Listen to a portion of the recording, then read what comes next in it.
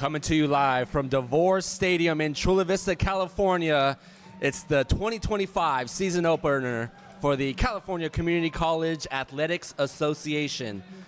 It's the Southwestern Jaguars hosting the College of Canyon Cougars in opening week action. Hello and welcome, everyone. I'm Bo Ferdig alongside my partner Travis Crawford, bringing you today's game. College of Canyons ended the season on a high note last year, going 8-3, winning the Jersey Mike's Valencia Bowl.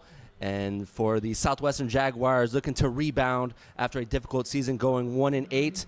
The Cougars are led by 13th-year head coach Ted Iasenda. He has had an above 500 record in 11 of his 13 seasons.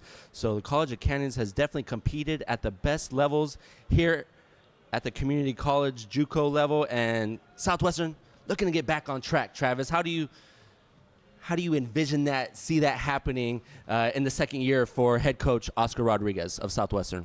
Thank you, Bo. Yes, no, I see that coming along pretty strong. He's doing doing a great job getting these kids over here at Southwestern, coming along with his culture building, and his strength and conditioning program has done a really good job getting these guys ready for this upcoming season. We shall see how it goes, but he's doing a good job getting some numbers here, and we shall see. So College of Canyons defer. They will kick to Southwestern, so the Jaguars offense will start on the field. Captains Dylan Eads, the defensive back out of Christian High School in El Cajon, California. Number 7, Jeremiah Jones out of North Cobb, Tennessee. Silber Brayton, number 18.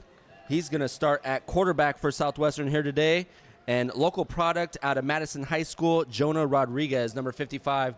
The 4 captains for Southwestern there in the black and white unis. First look for them, and we're going to take a quick moment for our national anthem. Be back on the other side.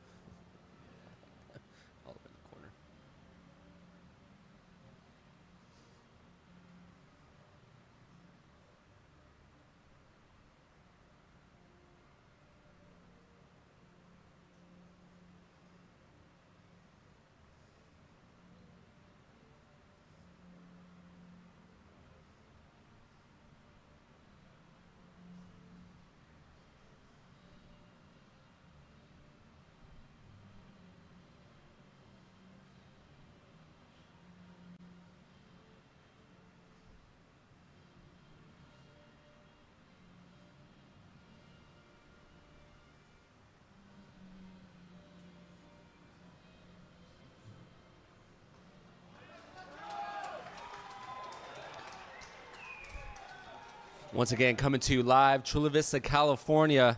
It's a nice warm day today, Travis. High 80s. You've coached and played on this field. I would assume it's a little hotter on the field right now, about 5 or 10 degrees warmer. Just a little bit, yeah, especially with these black uniforms, but they'll cool off real quick. You know, once the sweat kicks in and the adrenaline starts going, they don't really worry about that. And so Southwestern will come on to the field. Special teams. They will be going left to right on your screen. College of Canyons with the blue bottoms and white tops. Southwestern, how do you like this new look with the black bottoms, black tops with white numbers? I have to say it's a great new look for Southwestern. I really like it. See how they stand out, though. I like the numbers. You can actually see them, and they look really good. It's definitely nice for us broadcasters up top. The last few years, no doubt the uniforms were clean, but so difficult. And I know that was difficult for the coaching staff, too, when you guys were looking at film, trying to figure out who was returning, who was kicking. And the 2025 season is underway, and that one will go through the end zone and onto the field for the Jaguars. Brayton Silber, the redshirt sophomore quarterback out of Chaparral, Scottsdale, Arizona. Big program out there. 6'3", 220 pounds. Good sized kid. See how he does slinging the rock. So it's the opening game. We talk about things like scripting plays, and it's safe to assume about the first 10 or 15 plays are scripted, so we'll see how Southwestern comes out. And it looks like they're going to come out in an empty set. Oh, yeah. Here we go. This is what college football is all about right here. Space and pace. Jamari Ashby Fan, the starting running back, up the gut. Had a nice lane and a gain of 7 to bring up a 2nd and short. Great job disguising that right there. You can see right here. Nice pre-snap movement, right? Bringing him in the backfield and getting a nice gain of 7 from Ashby Fan. That front line is moving. They're doing their thing. I know the coaching staff was impressed with Ashby Fan last year, and I know they're happy to have him back this year. Silber looks far side, and nice pitch and grab. Makes the first defender miss and gets tackled out of bounds, and nice back-to-back plays by the Jaguars. Oh, yeah. That grab by number 85, A.J. Perry II, the redshirt freshman out of Ridge, Suwanee, Georgia. Great job making that first guy miss, man. If you can get that, that's a steal. So a gain of 7 and a gain of 11 for the Jaguars' first 2 plays. Bunch right formation for Silber. Tough snap, another nice pitch and grab. That's his receiver again on the far side. And back-to-back grabs for number 85, A.J. Perry. Well, like I said, if they're going to give you that, take it all day, Coach. That's a great job. Great recognition.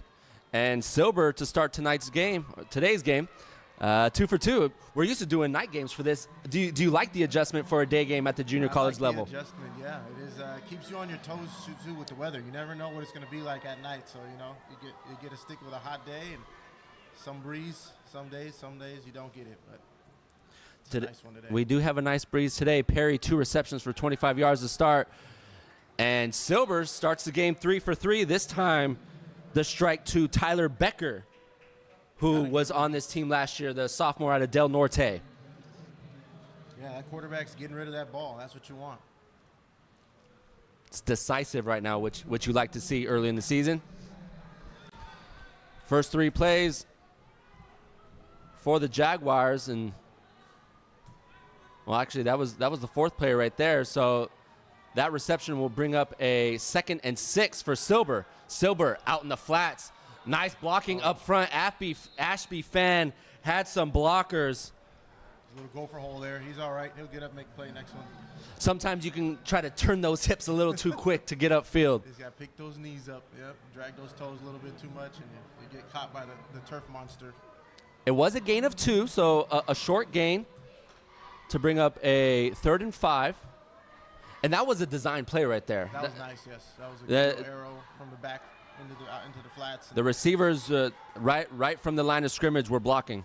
Caught the defense sleeping. Got them on their heels right now. Looks like Cougars will be in man-to-man coverage, and they're going to bring the house. Pressure up the gut, and Silber goes down. Yeah, that was a good job by the coordinator.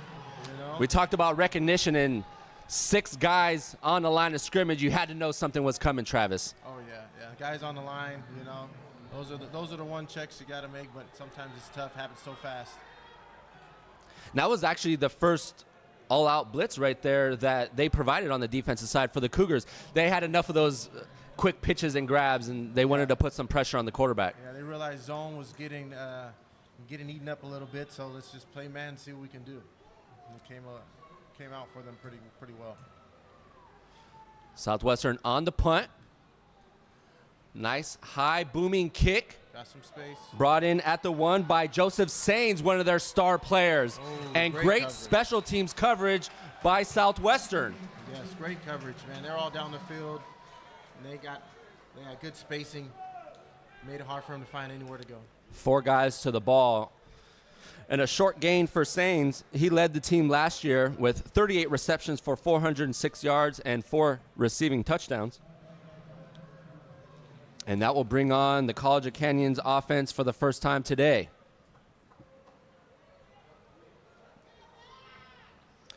Jeremiah Jones and Dylan Eads are the captains on the defensive side.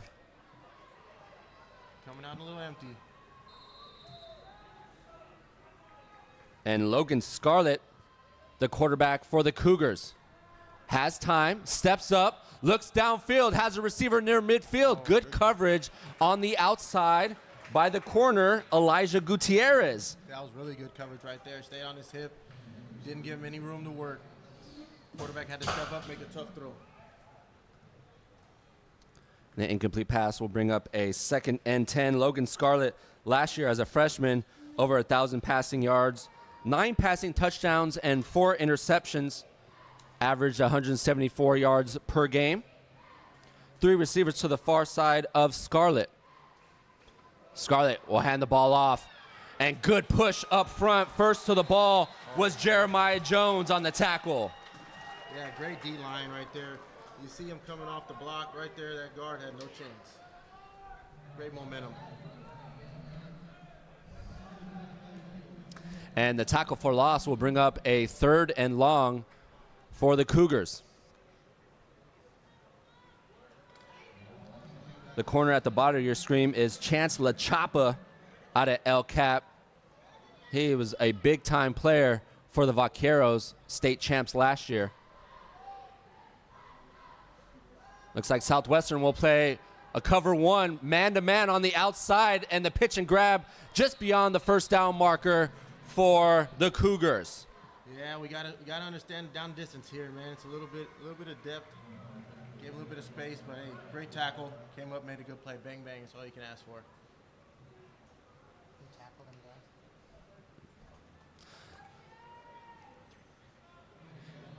It was Elijah Gutierrez on the coverage and tackle, but not before a big first down for the College of Canyons.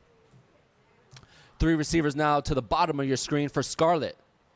Scarlett will hand the ball off again. The first nice run for the Cougars. Nice little hit by Joshua Ferreira. The safety came from the secondary, but not before a nice gain of 9 for the running back.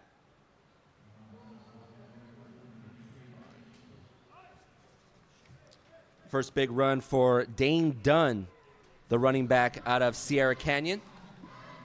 Lowered his pad level really well right there. Fell forward. That's what you want. 9 yards on first down. Playbook wide open. 2 receivers to the left, 2 to the right for Scarlett. This is the opening possession for the College of Canyons. Once again, nice room off the left side. And back-to-back nice runs for Dane Dunn and a first down. Yeah, coach went right back to it. Same side. Coming up on the 9-minute mark here in the opening quarter.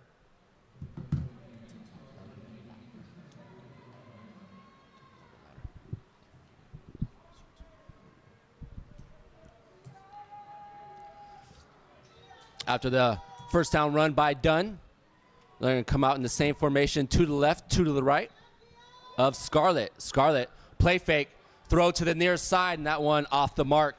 The intended receiver, Cole Crawford, out of Sierra Canyon. Yeah, defense is getting his hands in the face, man. That's a great job getting some push, making it tough for that quarterback to see. As a defender, that RPO is difficult to stop. It is, yes, especially when you got to key your reads if their head's down, and then all of a sudden the quarterback pulls it. Now you're looking to cover. It's like, oh man, thought he was handing it off. Another empty set for Scarlett. 3 receivers to the right, 2 to the left for the sophomore quarterback. At their own 45, Scarlett looks left, doesn't have anything. He'll tuck and run. Flag behind the line of scrimmage from the head official, and it looks like it will be called back. Yeah, those D linemen, they're making those O linemen work. They're get their hands outside. So finally got called for 1.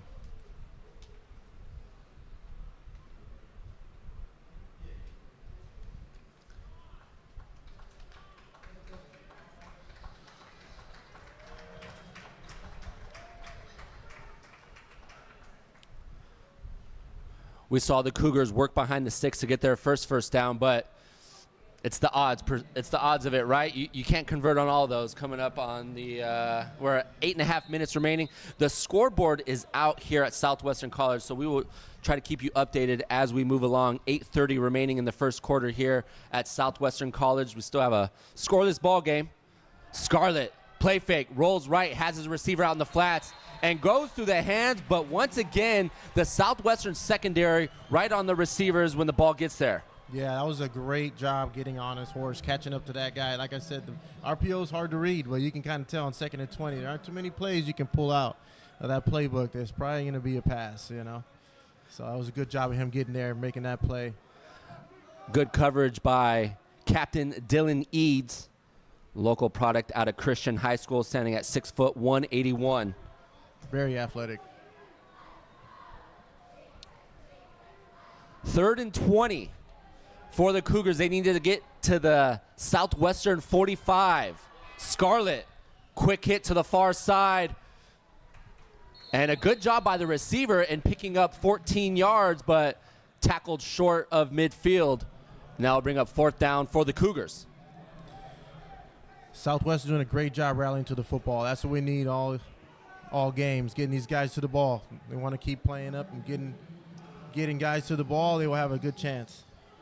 And back to return for the Jaguars is Jeremiah Ashby Fan. He has his heels around the 15-yard line.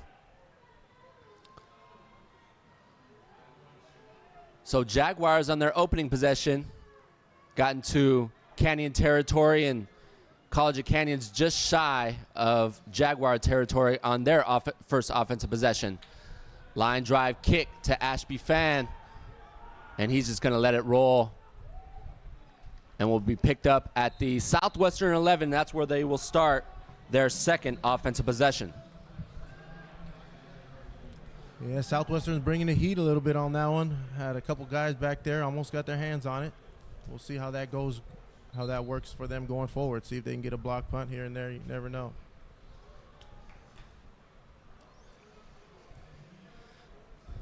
$7:54 remaining in the opening quarter. Coming to you from Chula Vista, California. It's a warm one here today, ladies and gentlemen. Bunch right formation. Ashby Fan, the single back, next to Silber.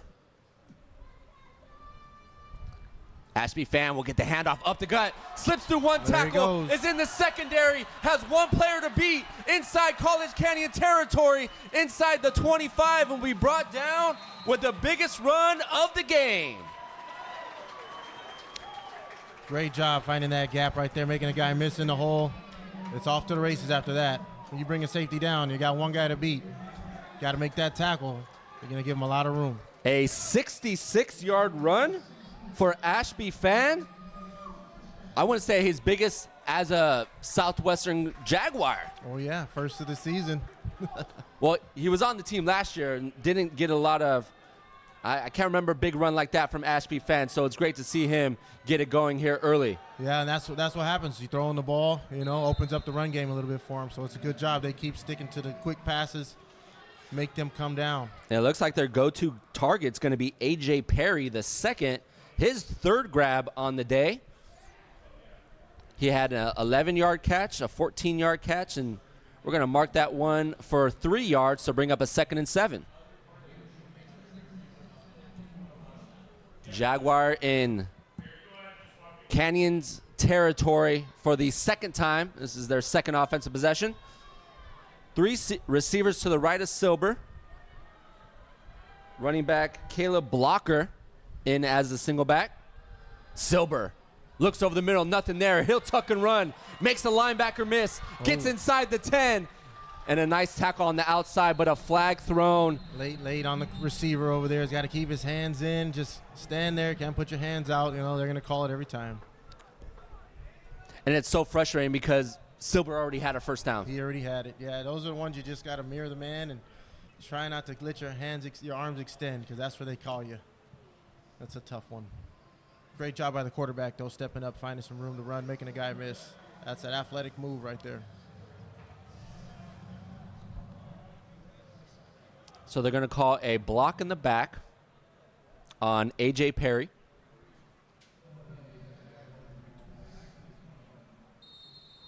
And because that play did happen downfield, it was a short gain of 1, a replay of down. So they lose the first down, but still keeps it 2nd and manageable, 2nd and 5, 2nd and 6 for the Jaguars. Caleb Blocker remains in as the single back to the right hip pocket of Silber. Silber sees the blitz off the outside, And great job by that secondary closing in on Tyler Becker, jarred the ball loose. We have a flag on the far side of the field. Might be a formation.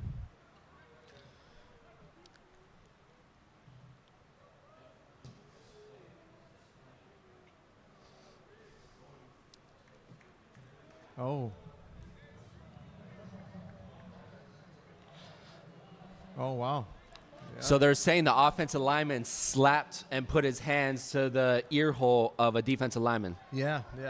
In the back, and back in the old days, you could do something like that and get away with it. Nowadays, there's you can't do things like that. You got to protect the players, and so got to be smart. Got to keep your hands in tight. So a loss of 15 will knock the ball back to the College of Canyon's 35. Quick hit near side, hits his receiver. Nice blocking up front. Jumps over one tackle, gets inside the 25. And the best gain of the day for Caleb Blocker. Yeah, as you can see right here, he got hat on the hat. Everybody's accounted for. Makes the guy miss. Moving his feet, getting upfield. That's what you want. Get them yards back. Another design play out of the backfield. Quick hit, high percentage play, and positive yards. We've seen it twice so far, and so far so good. Yeah, coach is doing a great job making it easy for the quarterback to make those real quick decisions and easy completions. That's what you want. Get the flow of the game going for him. Get him some confidence. Get him moving upfield.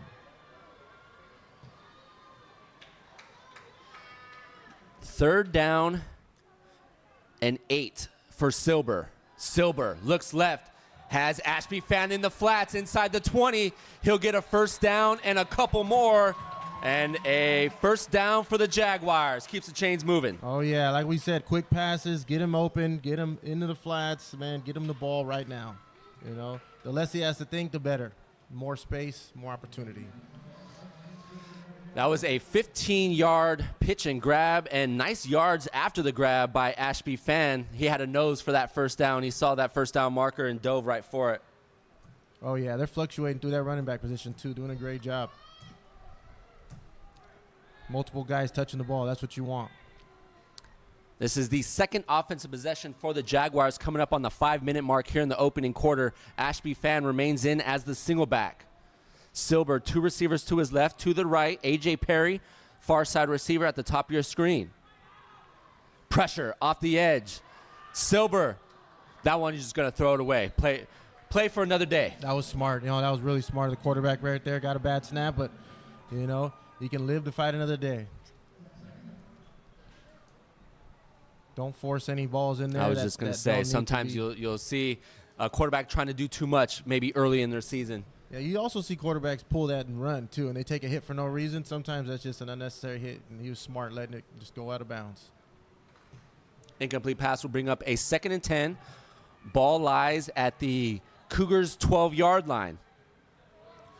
A lot of options here.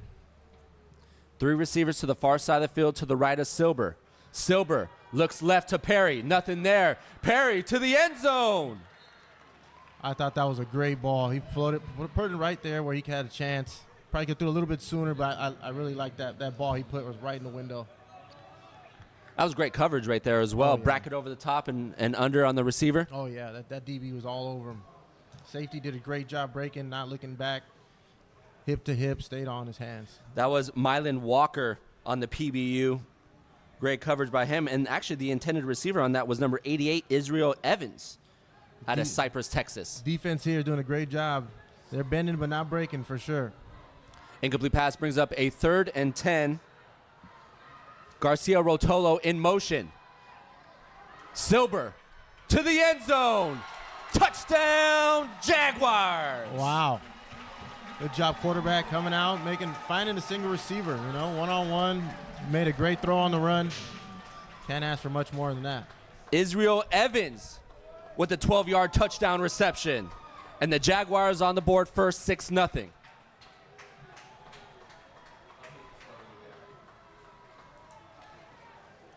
So on the second offensive drive for the Jaguars, they put it in.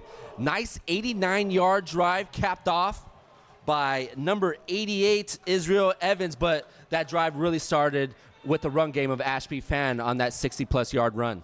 Yeah, that run game opened it up a lot, forced the defense to kind of not want to bring the house like they did when they were throwing the ball. And made them sit back. And then when that happens, you can nickel and dime them up and down the field and, opens it up.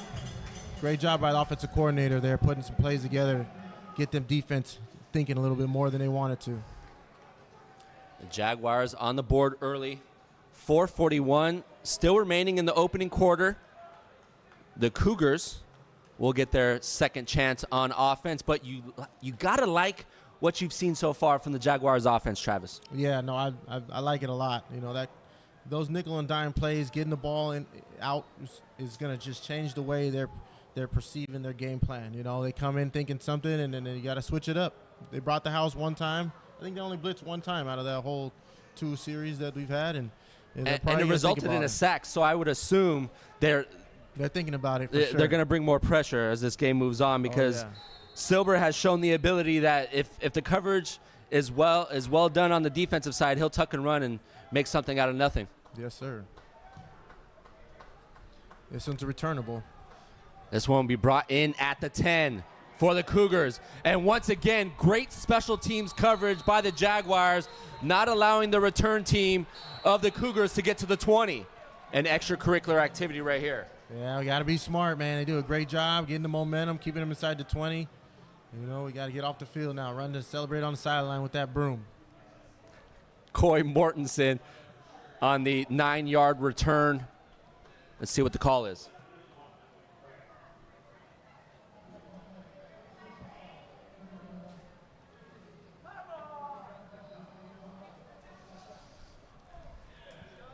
You love the intensity, right? But it's the emotional intelligence also what makes a good football player. Yeah, knowing when to, knowing when not to is very important, especially in a situation like that. You're giving them extra 15 yards, and you had them backed up, and now you got them giving a little bit of life. You don't want to do that. So the ball moves from the 19 to the 34-yard line of the Cougars. Quarterback under pressure, and he'll have to throw this one away. Jaguars providing pressure, only bringing 4, Travis. Yeah, they're doing a great job up front, man. They're really beating the one-on-one matchups with the linemen, and they're making that pressure with just a couple guys, and that's what you want. If you can keep that up, it's going to be a tough day back there. Those are the toughest defenses for an offense to play against too, right? When they can bring 4, drop 7, and continue to bring the pressure. Oh, yeah, you got 7 guys in coverage. It's hard to throw the ball. Incomplete pass from Scarlett will bring up a 2nd and 10 at their own 34. 4:29 remaining in the opening quarter. Scarlett, 2 receivers to the right. Looks like they brought in some extra beef up front to give them some time. A quick pitch, nice move, breaks 2 tackles. That's Joseph Sands, their top leading receiver, and picks up a nice gain. That was really good of him right there, getting outside, making a guy miss, man. If you can make that first guy miss, you're doing things right. And you got a little help with that other receiver blocking. You got to have somebody blocking for you in order for you to get anything going. But that's a great job catching the ball and getting upfield. 7 yards on the grab. We'll bring up a 3rd and 3 for the Cougars. Ball at their own 41. Now dipping under the 4-minute mark. Looks like the Jaguars want to bring up pressure up front. Up the middle, that's Nico Ta'a. Now in at middle linebacker. CJ Clavier out of Olympian is going to come off the edge. Scarlett to the outside. He needed 3 and picked up 4 for a Cougars first down. Great play. Coach tried to freeze him and then had a quick out right there. Man, he's great catch. Way to hold on to that. That was Joseph Sands once again. Way to stay disciplined, though, on Jaguars. They didn't jump off sides. We just got to close that gap. On the coverage was O'Mara India, just a little late to the party on getting to that one. Scarlett, back-to-back receptions for a Cougars first down. Looking to get in the Jaguars territory for the first time, this being their 2nd possession. And a great open field tackle. Didn't bring him down, but knocked him out of bounds. O'Mara India. Oh, yeah, great linebacker play right there. You see him make that read. He's upfield. Boom. That's actually a defensive back right there. Really? Nickel coverage. Yeah, brought him down. You love to see a guy from the secondary come up and get his nose dirty. Oh, yeah. He can make that read. Like I was saying earlier, RPO is hard, but when you make that read and you go and you make the right decision, it always pays off for you.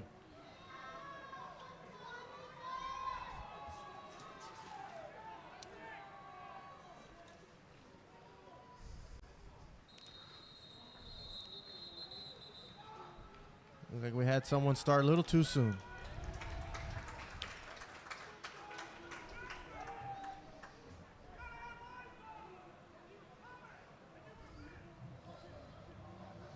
Jaguars defense looking good in their 4-man front, but also looks like they're running a little 4-2, 4-2-5. Well, it's that pressure up front, too, that I think made that offensive line jump right there. Oh, yeah. They've been also doing a lot of freeze, too, so it's keeping that offensive line also, second-guessing themselves sometimes. The false start will bring up a 2nd and 12 for the Cougars with the ball at their own 43. Scarlett rolls left. Pressure in his face. They're going to call that incomplete pass. Coach Rodriguez excited to see the pressure up the gut right there. Really good job getting in the backfield, getting in his face, not biting on that fake, knowing they got to go for a deep shot here. Yeah, I feel sometimes offenses could use the RPO too much. Like in a 2nd and 12 and you not having a running tack at this point, I'm not going to bite on the run right there. Yeah, that's just kind of, you shoot yourself in the foot, forcing yourself to try to make something that's not there. After the incomplete pass, 3rd and 12. And the Jaguars bring the pressure. Scarlett rolls right, gets by one defender, has a lot of room in front of him, and will run out of real estate at the 48. So a great job by that secondary right there, recognizing that the quarterback got loose. Yeah, that quarterback did a great job escaping that. But when you're running backwards, it's hard to get the yards you need when you got to go forward, But he did gain some ground, just not enough. Yeah, he ran probably 10 yards backwards and 14 yards forward for a 4-yard gain. And it brings up a 4th down for the Cougars. Yeah, Jaguars doing a great job on defense, man. Keep up that momentum. That's all they can do. Keep bringing the pressure. Ashby Fan back to receive. His heels at his own 16. Nice high spiraling kick. And Ashby Fan will fair catch it at his own 16. And the Jaguars will come back onto the pitch. 3rd offensive possession, Travis. Oh, yeah. That's a really good job of him fair catching that. Some teams, you let it bounce, think it's going in the end zone, and all of a sudden you get pinned on the one. You fair catch that and give your offense some room to work. That's what you like. Let's see how they come out.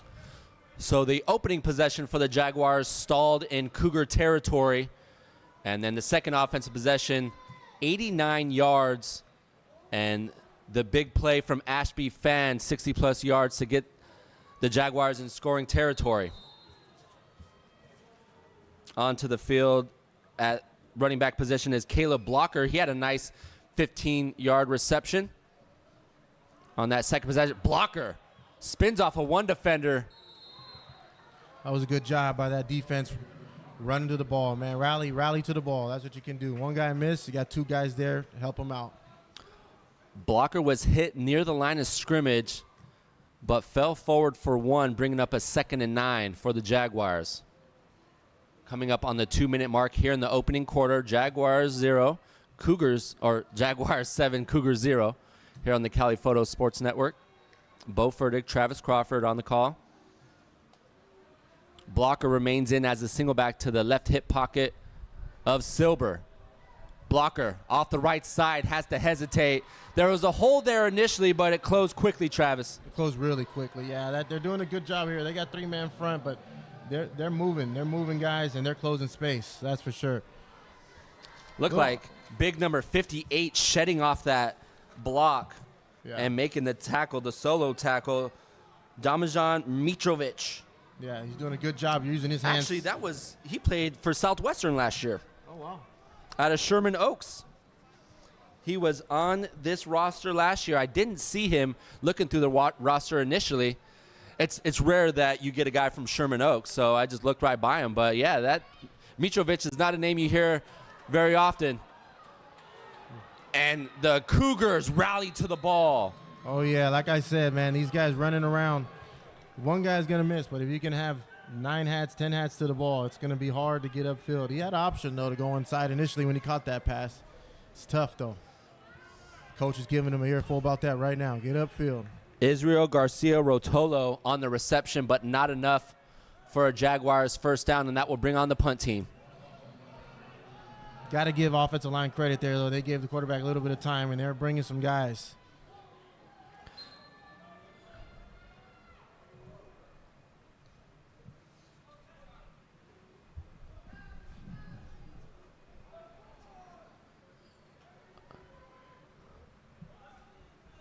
Joseph Sands back to return the kick. Nice high booming kick. Sands will dive forward and bring it in near midfield with 4 seconds remaining. And the Cougars' third offensive possession will start in Jaguar territory. So their first 2 possessions fell short to get in opposition territory, and they'll start this one at their Jaguar 49. Yeah, gotta give Canyon some credit there. They flipped the field a little bit, got the ball back on the other side of the 50. That was a good punt, but it's tough when you're backed up inside your 10, kicking it from there. Great catch by that returner. Hard when it's windy.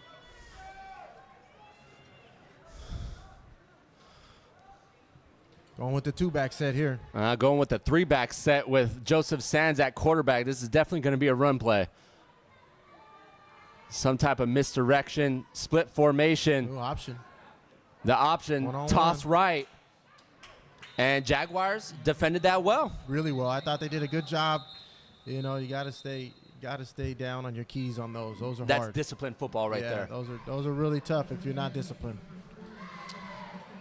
And that will end first quarter action here in Chula Vista, California. Jaguars on the board, 7-0. Be back second quarter action here after this break.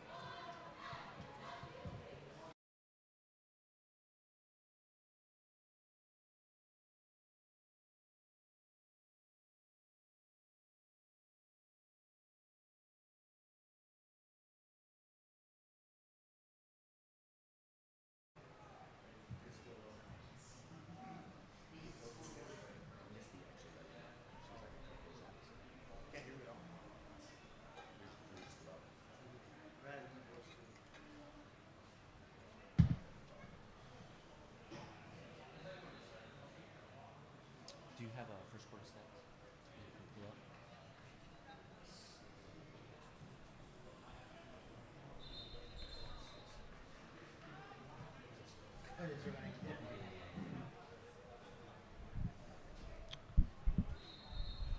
Back with you, second quarter action here at Devore Stadium.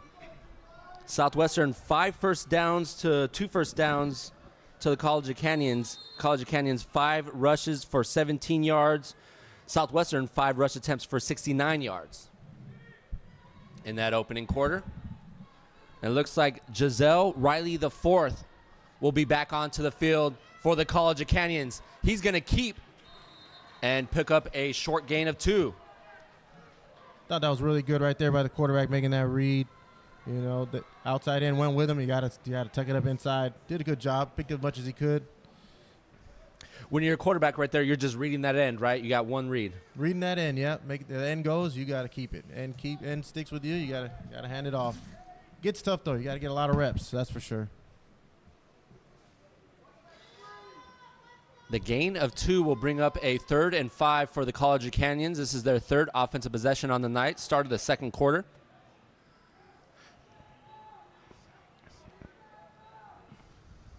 Riley the 4th.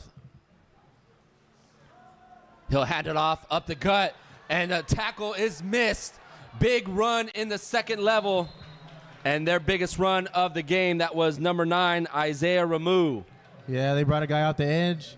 He picked up the tackle, picked him up, opened the gap. The linebacker's got to make that play, man. He's unblocked. He's got to make that play. That's a tough one, though.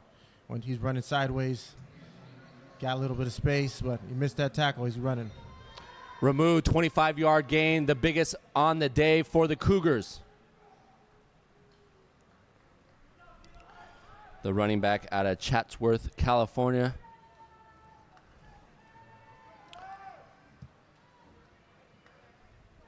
Isaiah Riley, sophomore quarterback out of Golden, Colorado.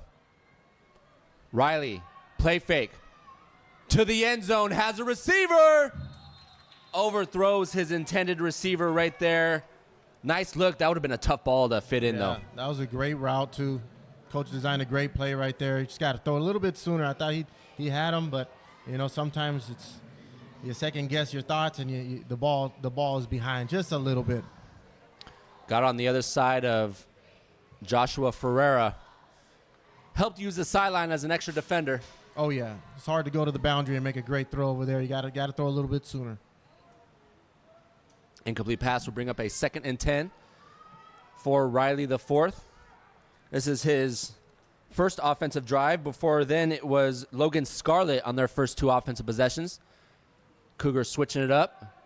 Riley, nice pitch and catch near the first down marker and driven out of bounds by Chance LaChapa. Quarterback made a great decision there. Get rid of the ball right now. Throw it. That was a great job. One-on-one, got nothing but space. 10 yards, first down. Cole First and Crawford out of Sierra Canyon. Great last name, by the way. With the 12-yard reception. Gets the ball inside the 10. It'll be 1st and goal from the Jaguars' 8. What do you run here as offensive coordinator? You're thinking, maybe I can sneak in a slant here and there, but, you go with 2 backs. Well, they're going to go split formation in the backfield with Riley, so I would assume some type of option. Oh, here we go. And Riley will hand it off. And first to the ball was number 45, Elijah Dennis out of Ocala, Florida. Well played by Dennis. He stayed his ground. Real discipline. So he would have helped make that play. Didn't bite on the fake. He did his job. The loss of 2 will bring up a 1st and goal from about the 10. We're here in the 2nd quarter. Coming up on the 12-minute mark. We have a late substitution. You have to call a timeout. And, yeah, they're going to have to call a timeout. Usually when you bring on someone that late, you'll have to call a timeout. And that is the first timeout charged to the College of Canyons.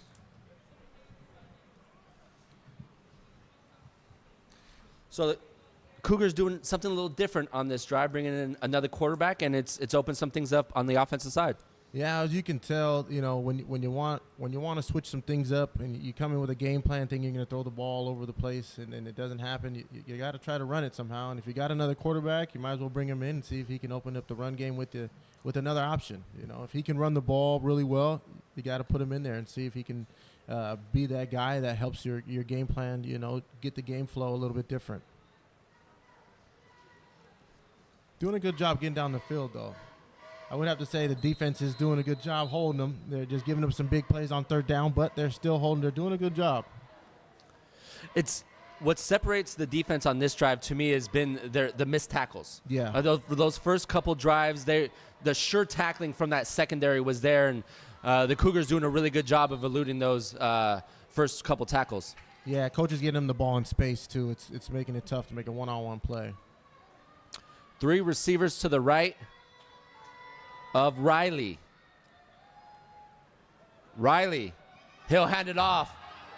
And the running back will switch fields, dives towards the end zone.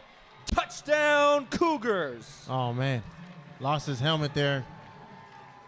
Didn't know what to do. Great running by Dane Dunn, was hit in the backfield, kept his feet moving, and find the green. Yeah, guy got spun around there on the D-line, lost his helmet, lost his vision. Had a chance to make a play if he would have just been able to see it, but it didn't look like he had a chance to see anything, and guy ran right by him into the end zone. So the 12-yard touchdown run. Scratch that. 10-yard touchdown run by Dunn.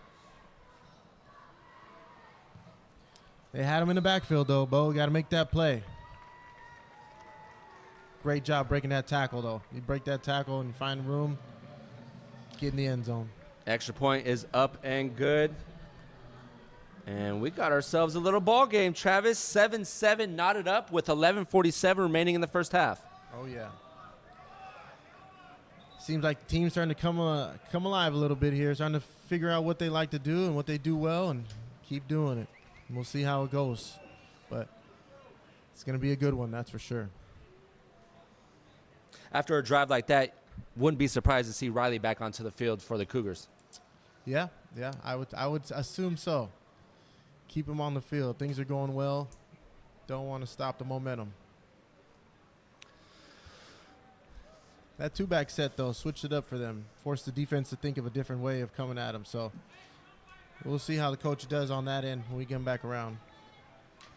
Davian McGowan out of Mount Miguel and Jeremiah Ashby-Fan back to receive for the Jaguars. Man, I can't tell you how nice it is. Those white numbers make life so much easier up here. Thank you, coaching staff. And that one will be kicked through the end zone.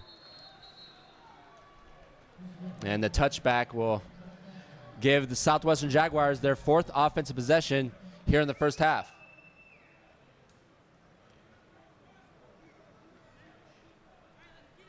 Offense has been resting a little bit, so let's see how they come out. They should have a little bit of heat behind that play call. And nice response by the Canyons right there, right? Oh, yeah, for sure. Gave their defense a little bit of a break as well.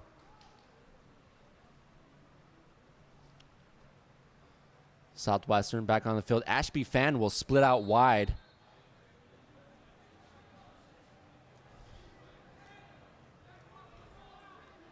And at the bottom of your screen, number 88, Israel Evans, who had that touchdown reception. Silber wanted to get it to him. Bad snap. Scoops has a receiver. That's Ashby-Fan. Gets in the Cougar territory, down the sideline, inside the 25. Wow. And a big pitch and grab after the catch from Ashby-Fan. That was a great job moving around in that pocket, man. He got a bad snap to start it off and then rolls right. Looks to throw a quick hitch, rolls back left, finds his running back coming across the field. What a great catch, too, in stride. That's so hard to do when you're running full speed across the field. It's so hard to do. Great job catching that ball and getting upfield. Big plays change the game. So Ashby-Fan had a 65-yard run and tack on a 51-yard reception. You can do it all. Hand it to him, throw it to him. Let the man go. Davian McGowan remains in as the single back to the right hip pocket of Silber. Silber loses that ball. They're going to call it incomplete. I want to go back to that last play by Silber. When you're a quarterback, when your eyes go from the second level down to your feet and you look up and now you have 3 guys bearing down you, you're scrambling, rolling right. To keep your eyes downfield to find the open guy, that's quite impressive. You got to have some poise, man, and he showed it right there. He was able to roll around in that pocket, stay calm, and deliver a great ball. And it wasn't a short pass. It was a pretty good pass. He threw it across his body as well. It's hard to do. Pretty calm, collective guy right there. Bunch right for the Jaguars. McGowan out of the backfield. Silber looks that way. Towards the sideline. Great coverage. You got to give it to College of the Canyons right there. Running a bunch set, and they're just letting them run their route and staying on the hip. That's all you can do there. It's hard when you got to play man-to-man on a bunch set. You know, people are passing off routes, and you're just staying on the guy that comes to you. And that was a great job by that DB being in there. It's hard to make a throw for that quarterback. He threw it in a good spot, but it's hard to make that throw when you got somebody blanketed coverage, blanketing you like that in that coverage. And to the far side of the field as well. Oh, yeah, to the far side of the field. Those are tough throws. Nick Klein was the intended receiver on that last pass attempt from Silber. Incomplete pass will bring up a 3rd and 10 at the Cougars' 24. Silber, quick hit to the far side. This is Becker. Picks up a couple blocks, but unfortunately a flag was thrown. Yeah. And another flag was thrown at the end of that play, maybe a late hit coming with a hold. Looking like it might offset that. Hopefully it does. Helps the Jaguars out. That was a great play call, though, man. They're spreading out that defense. You got 2 on 3 over there. Throw the ball. You know, the mismatch is there. Throw it. He caught it. Got some great blocks. You gotta know when to let go and try not to get your hands outside. That's the hard part for receiver. Would you agree, Bo? Yeah, we've seen that. Are you saying something that I used to do back in the days? A little hold. It's only holding when you get called for it. But unfortunately for the Jaguars, they've been called on that already today. Yeah, it's a hard one, man. You want to get engaged, but when your receiver catches the ball, you got to let it go.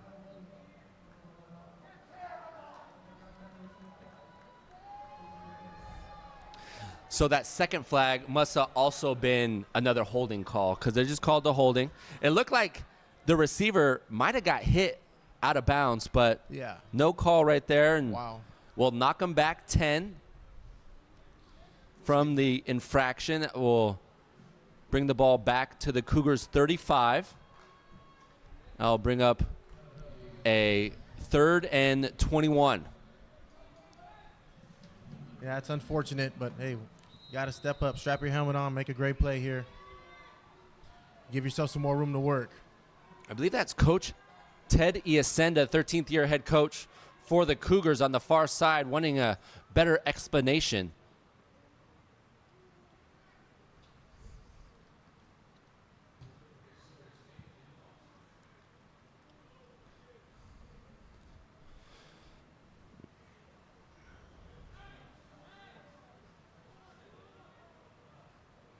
So I think he's going to decline the penalty.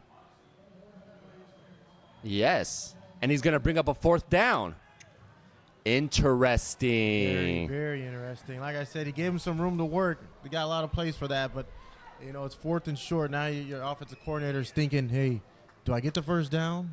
Well, that ball was at the 35, and now it lies at the 18. So he gave him 17 yards right there. Yeah, this is the play call, though. It's hard. It's hard to make a decision here. Do you kick the field goal? Do you go for it? Oh, they're definitely going for it. Oh, yeah. They got to make him go for it here. 4th and manageable. Maybe if it was a 4th and 10, but 4th and 4, big 4th down for the Jaguars right here. Canyons bring the pressure. Silber one-on-one to the end zone. Touchdown, Jaguars. What a catch. Back shoulder grab by Nick Klein. With man in his face. That is what a quarterback does. Stay in that pocket and deliver that ball. Back shoulder. Only his guy can catch it, and that was an amazing catch. So pretty, we're going to see it twice. Pressure up the gut. Oh, I got to it late. Darn it. Sorry, folks. I went live and missed the replay, but nonetheless, a beautiful play right there. Silber pressure in his face and just trusted his receiver on the far side. Big-time plays happen in big-time situations. 4th and short. Coach throws the ball. You would expect a handoff. They blitzed the house, too. So. And the Cougars deflect the extra point, but not before a big touchdown. Let's see if we can get that back. You can see right there. Yeah. Great push up front. Yeah, nose guard. They got that momentum pushing them guys back. 2nd touchdown pass for Silber. 1st touchdown reception by Nick Klein. And that was just one where you just trust your receiver, right? One-on-one coverage. Yeah, he threw it where only his receiver can get it, but that was just a great play. That receiver coming back. They must have practiced that 100 times, maybe 1,000, because those are hard to do, especially with the DB turning around, trying to grab on your shoulder a little bit. He did a great job seeing that ball and playing it well in the air. You think Coach Iasenda is rethinking that, accepting the penalty? No doubt about it. You don't got to answer that. I'll answer that for you. Yeah, I mean, that's tough. Everybody can second. To go from a 4th and 21 to a 4th and 4, or a 3rd and 21 to a 4th and 4, yeah, he'll definitely be second guessing that one later tonight.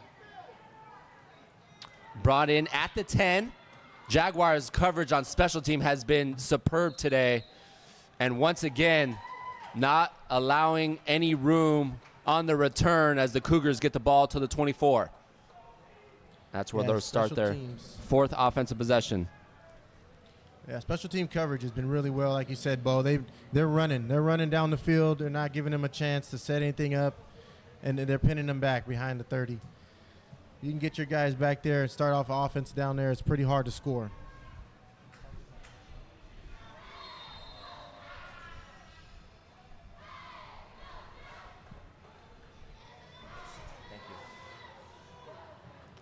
So after the 16-yard touchdown reception from Nick Klein, Jaguars up 13-7. This is the 4th offensive possession. And no surprise, Riley the 4th back onto the field after the Cougars scoring on that last offensive drive. And a short gain on the ground coming up on the 10-minute mark.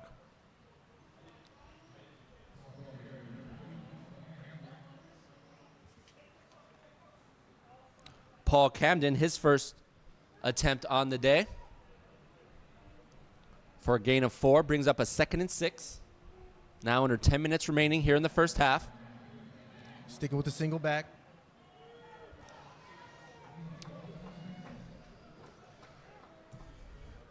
Riley, 3 receivers to his right.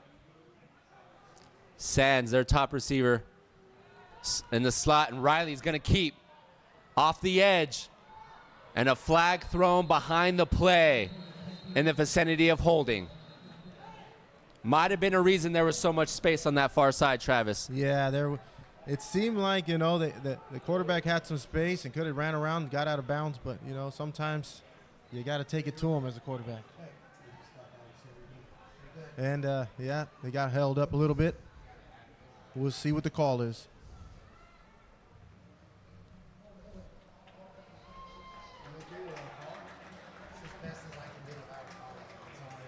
Called it, Bo. The holding will bring the ball back to the Cougars 22.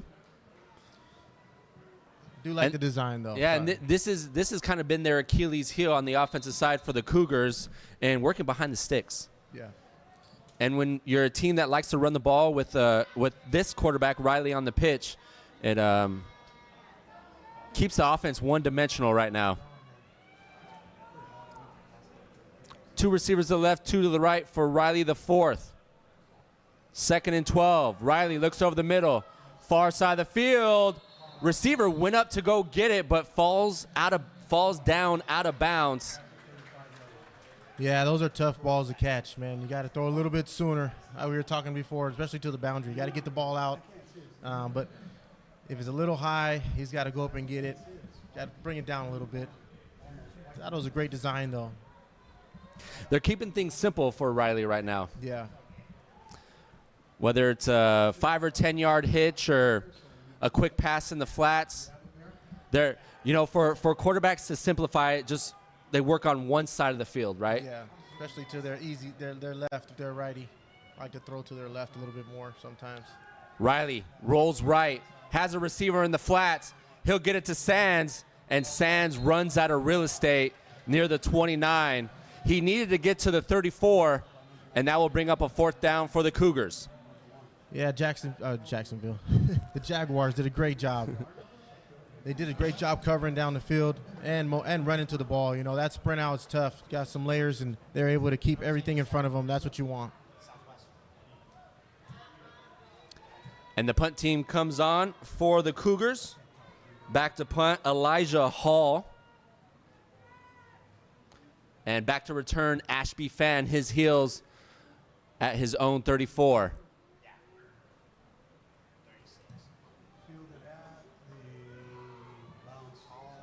And Ashby Fan's going to let it roll. A flag is thrown around the 45. And that ball will roll inside the 20. We'll see what the flag is. Yeah, Southwestern. Sorry, Bo. No, Southwestern go. bringing the heat again, like we spoke of in the first quarter. They had some guys back there, man. They might get one. That was a good attempt, but you got to be careful with these holdings. These holding penalties will push you back, especially after a good roll like that. That ball bounced and rolled a little bit further than they expected.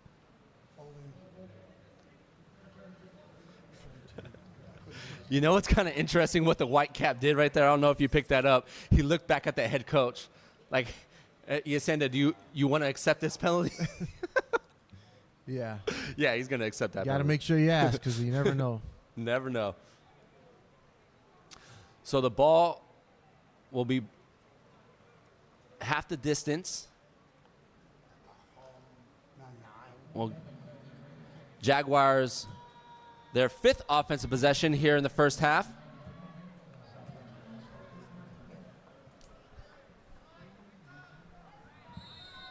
Jaguars scored on their 2nd possession and their last possession.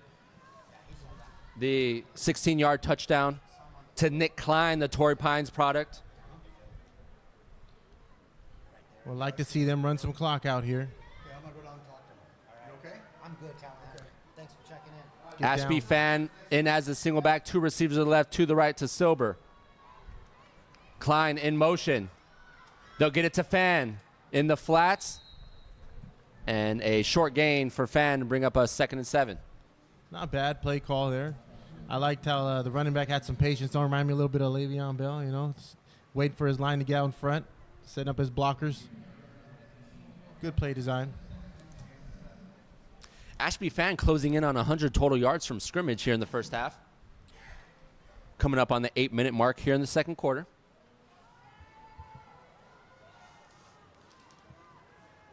A.J. Perry, the second at the bottom of your screen, this single-side receiver. One-on-one with Xavier Perry. Perry's going to come up and press. They're going to play cover 2. Silber under pressure. Falls down near the line of scrimmage. Great job disguising that. Corner came up late. Took away what they expected. Thought he was going to be off. Went to man. Yeah, they almost went from like a quarters to a cover 2 right there. Yeah, 2-man looked like, yeah. Sometimes the defense, they do a great job, and you just got to tip your hat to them and not throw a ball into the coverage, you know. Just good job by the quarterback making a guy miss, but, you know, that was a hard one. That's a hard one to accept right there. 7:15 and counting here in the first half. Silber on a 3rd and 9. Silber has time. He'll step up in the pocket, eyes downfield, has his receiver at the 40. A great PBU by number 21, Coy Mortensen, but a flag behind the play. That was a great job playing the hands right there, man. He was beat, but took his eyes right to the ball where his hands were and just knocked it out. But what do we got here? Might be a holding call.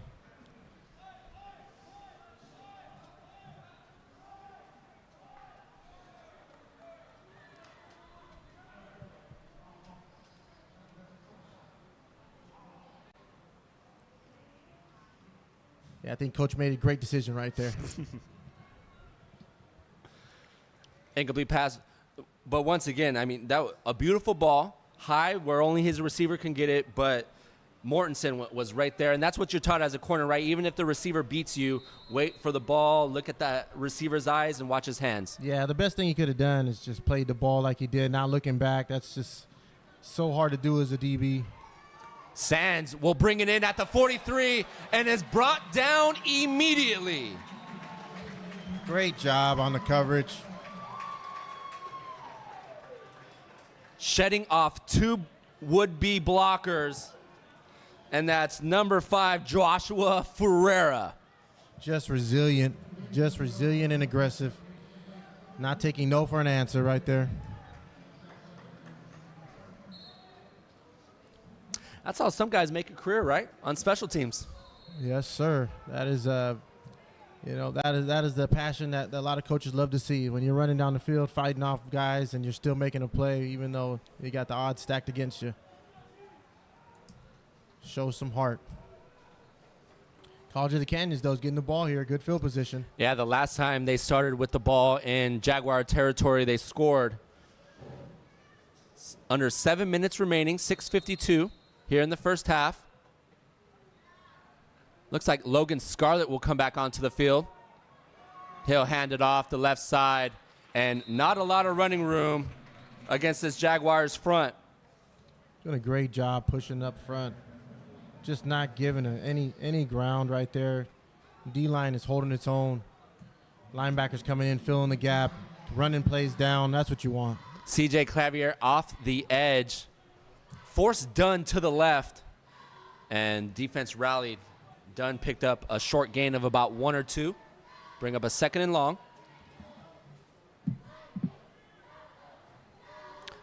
Dunn remains in as the single back. 2 receivers to the left, 2 to the right for Silber. Scratch that. That's Scarlett hits his top receiver, Sands. And once again, the secondary of the Jaguars rallying to the ball, not allowing yards after the grab. Great job getting the ball out. Just even better job making the tackle. First guy there, wrapping him up. Second guy there, bringing him down. Dawson Washington out of Torrey Pines. If you're the first guy to the ball, you don't necessarily need to make the tackle, but you want to slow the ball carrier down. Yeah, if you're not making a tackle, at least forcing him back inside to your help, not letting him get outside. And that was a great job of him stopping his momentum. Just getting his hat on the ball and wrapping him up. 3rd down, big play here. 6-yard pitch and grab from Scarlett to Sands will bring up a 3rd and 3. Scarlett to the far side of the field, has his receiver inside the 30, and a 1st down for the Cougars. Scarlett doing a great job getting rid of that ball. You can tell they switched the quarterbacks up for a reason. Bringing that ball right to his man right away, throwing it on time. Get him the ball before he got to the sideline. That's what you want, is able to turn it up. That was Jared Mims, the wide receiver out of Mission Hills, California. His first grab on the night. And a big first down to keep the chains moving for the Cougars. Ball lies at the Jaguars 23. Under 5 minutes remaining here in the first half. Scarlett, 3 receivers to the short side of the field. He'll look that way. Scarlett has time. His receivers in the flats. Makes that first defender miss. Gets upfield and picks up a nice gain. Just a great job checking it down. Not trying to force that ball down there. Getting him the ball where he can make a move. Bringing him back to him. That's what quarterbacks don't get that much credit. You're throwing the ball, but you're bringing him back to you where he actually can catch it and get upfield without getting hit right away. I'm going to say he picked up 9.5. That second down marker right up against the first down marker. Bringing a tight end in this one. Send me the stats after the game after you send it out to me. Second and short, 2 receivers to the right for Scarlett. Dunn remains in as a single back. He'll get the handoff up the gut. Needed to get to the 14 and gets to the 12 for a Canyons first down. Yeah, bringing in 11 personnel. You know, got to get that extra big man on the line. Get some push. Got that first down. Combination tackle of Jones and Farias.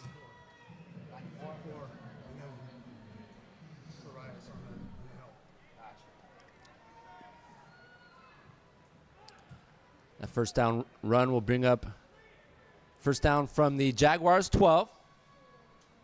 Coming up on the 3:30 mark here in the second quarter. This is the 5th offensive possession here in the first half for the Cougars. 2 receivers to the left, 2 to the right for Scarlett. Dunn remains in as a single back. Scarlett, quick hit. Joseph Sands, the bubble screen, had linemen out in front. If he would have followed that caravan, he might have been in. Oh, yeah, that was a great play design right there. Get him the ball right now. That had cutback guys out there. Ooh, that cutback was there. He also had the sideline. You got to take that out there, man. You got one corner and you got a receiver block. You might want to go out there. But I don't know. Me, I'm following the bigs. Yeah. The big nasties up front. He had a caravan of linemen in front, but sometimes you're a little quicker than those guys just because they're a little bigger. So if you can just get the space, you might want to run to it when you got it. But, hey, you're right, though. When the caravan's in front, you might want to hop on the train. 3 receivers to the left of Scarlett. Scarlett looks to the end zone, shakes off one tackler, shakes off another, to the back of the end zone. Great athletic play by Logan Scarlett, keeping the play alive, Travis. Yeah, staying on his feet, man. That's hard to do. Referee got his hat in the way a little bit there, but, hey, you got to come up with that grab. The ball was there. He did a great job getting it to him. I think the receiver might have been out of bounds on the back of the end zone. Yeah, there was 2 receivers there. One of them, I think, did step on the line. Great job, though. That coverage was hard to do for that long of a period of time. Quarterback scrambling around. Yeah, when a play breaks down right like that, right, the secondary is almost in scramble mode, just trying to find the closest body. Yeah. We have a full house formation, the first time we've seen that today, so head coach Oscar Rodriguez is going to call his first timeout with 2:19 remaining. Yeah, great job, coach. You gotta call timeout in that situation. You just got to kind of think about it and give your guys some time to rest, you know. They've been on the field for a little bit. I got to give College of the Canyons some credit. They have been controlling that clock this second half, but coach called a crucial timeout right there. Gave your guys a chance to just get some water and just talk about what they're actually seeing, you know. Yeah, they didn't have the personnel as well. I would say time of possession was all Jaguars in that first quarter, but as you mentioned, the second quarter has been all College of Canyons.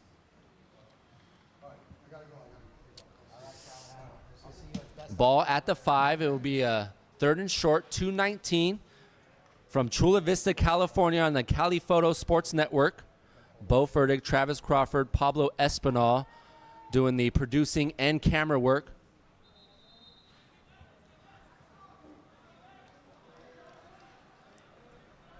Looks like they're sticking with a couple of DBs in there, extra linebacker possibly, but they got 4 5 big men up front. See how we do here. Got to stop the run. I want to say this is the first time they're coming from under snap as well. Riley hands it off up the gut, and the running back is driven backwards. Great job. Getting off the block, man. Just getting upfield right there, sliding in between, making the fullback take you on a little sooner than he expected. Just opened up a guy to make a play. And first to the ball was captain linebacker Jeremiah Jones. The tackle for loss. Are they going to say tackle for no gain?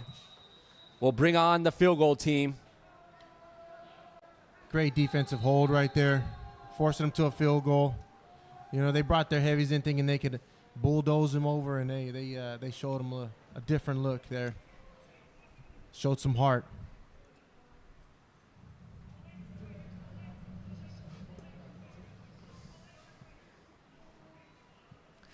It's always a good cat and mouse game. I'm a little surprised Canyons came out with the same formation, knowing that out of the timeout, the defense of Southwestern was probably going to adjust right there. But sometimes when you like the play call, you're just going to stick with your guns, and that's what the Cougars did right there. Yeah, testing their will. I think that's what it was. They wanted to see how they matched up when it came to running that formation at them, and I think the coach got a good taste of what they can take and what they can't. You know, and most of the times in the past, I don't think they've been able to handle that. So this year, I think they got a different look. And like I said, the Jaguars showed some heart right there, and I think they'll second guess that play in the next upcoming red zone appearance. On for the field goal is Justin Asadi. See if the Jaguars can dial up some pressure here. I know it's tough, but hey, they've been able to get back there on the punt. See how they do on this field goal. Asadi on the 23-yard attempt. Ooh, they had the push up front, too. 22 came in clean. Frankie Almeida out of Chula Vista, California. Just an inadvertent whistle. Don't think they were ready them to start. There we go. Kind of a tough angle. Asadi from 23 yards out, and he'll hook that one in. Yeah, those kicks are tough, man. You're kicking from the opposite hash. You're a lefty. You got to push it a little bit, and hey, you did a great job getting it right through the uprights. And Asadi cuts the deficit in half. Jaguars still with the lead, 13-10, with 2 minutes remaining in the second half. Well, I mean, what a great opportunity to see this offense in two minutes. I love it. I love it. You always want this. I mean, you practice this all the time, man. The last half of practice, you want to go down there. Let's do our 2-minute drill. And the quarterback's excited, ready to do it. But now when you get into the game, let's see how he puts it. Let's see how the coach puts it to work. Because anybody can practice it, but when you get in the game, it changes your whole perspective. Love to see it early in the season, though. Well, if you're a quarterback, you always love 2-minute offense or a game-winning drive, right? Those are the two big drives that you're always looking for. Yeah, those will change your career right there. You know, they'll make you or break you, right? They'll see if you can actually withstand the pressure. And College of Canyons, once again, just going to boot that one through the back of the end zone. That kicker's doing a great job touching that back line.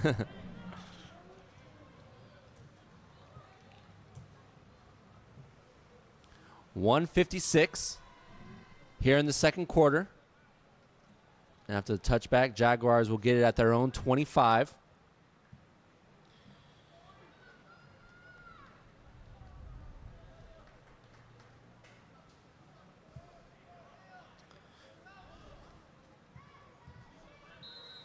Going trips to the field. See how we got here. Caleb Blocker in as a single back to the right hip pocket of Silber. Brayton Silber has looked good here today. 2 passing touchdowns. Blocker, a lot of room, big lane, crosses the 40, gets in the Cougar territory, inside the 35, and the running game of Southwestern has been crucial for them today. Great job running through the blitz right there. They brought guys on the left, had 5 guys on the line, just had to get in between and make one guy miss again, and he's off to the races.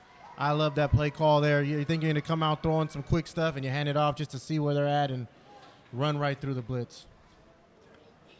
38-yard run, blockers longest of the night. And Jaguars, I'd say at this point, probably close to 150 rushing yards. Ashby Fan had a 65-plus yard run. And along with that 38-yard run, that puts him over 100.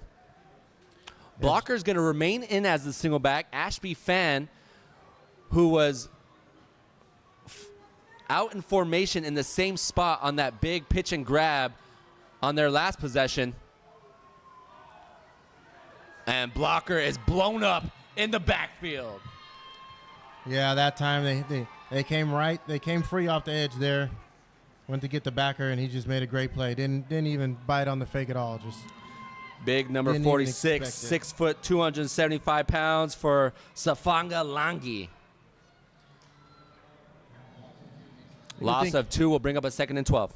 Sorry about that. You would think after a play of that big run, you would want to kind of get them, out on the flats, run on the boundaries a little bit, But, hey, here we go. Ball at the Cougars 38. Silber creating time, looks downfield, has his receiver near the 25, and the ball's jarred loose. Intended receiver Tyler Becker. Once again, a great job by this secondary in coverage. Getting the ball out, man. That was a great job by the quarterback, staying in the pocket, making a play when everything was breaking down and below his feet, and delivered a great ball. You just got to hold on. Xavier Perry on the defensive side, breaking that ball up. Incomplete pass will bring up a 3rd and 12. 1 minute remaining here in the second quarter.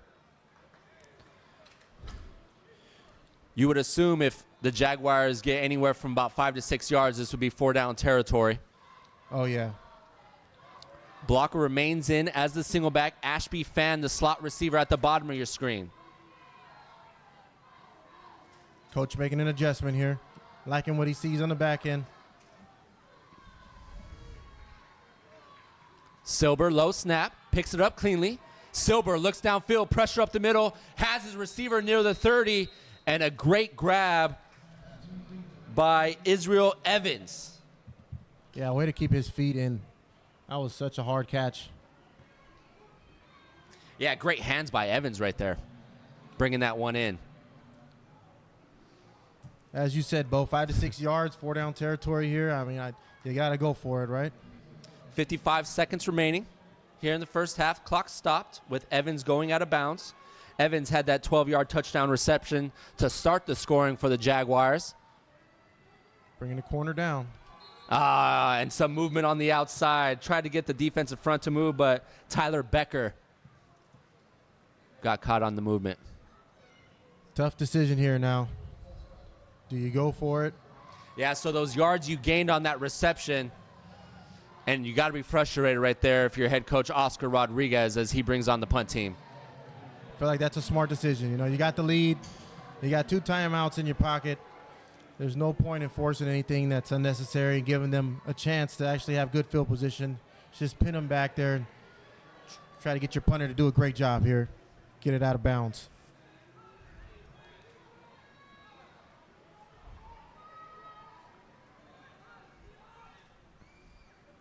Joseph Sands, his heels at the 10. Oh, tough snap. Great job by the punter just picking it up and getting it off. Oh, there it is. And the punter was knocked down after the kick. Great job by Jacob Cuevas out of San Diego High School. And the coaches are saying, Cuevas, get down. Act like you're hurt. You got to sell it. Hopefully his knees are okay. Them knee pads are kind of high. We'll see if that's a 5 or a 15-yard penalty.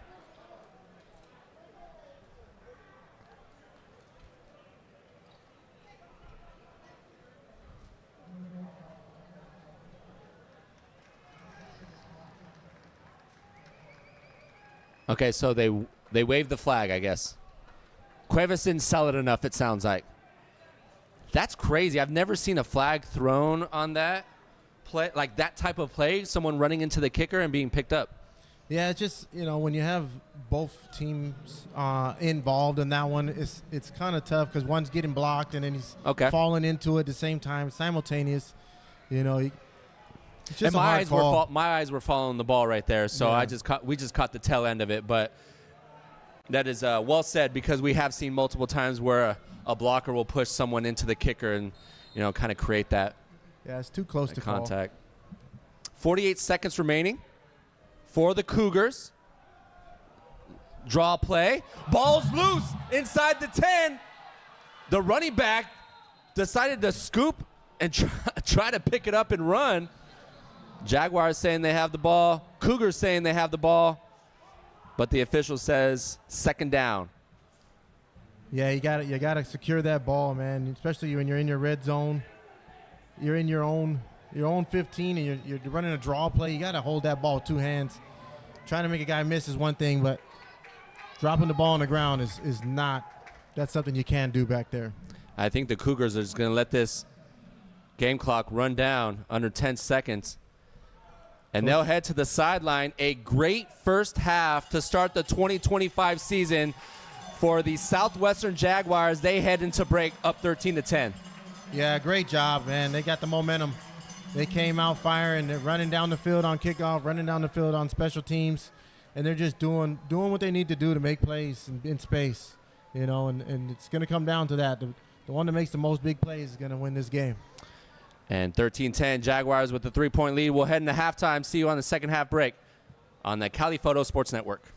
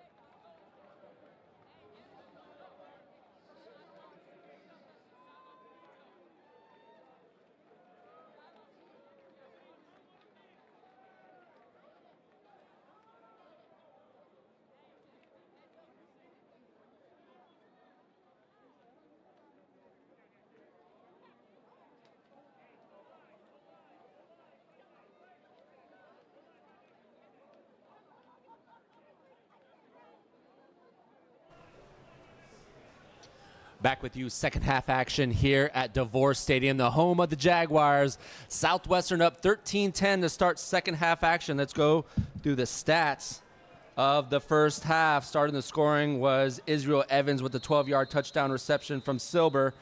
And then Dunn with the 12-yard reception to tie it at 7-7. Silber then found Klein on the back shoulder grab from 16 yards out to make the score 13-7.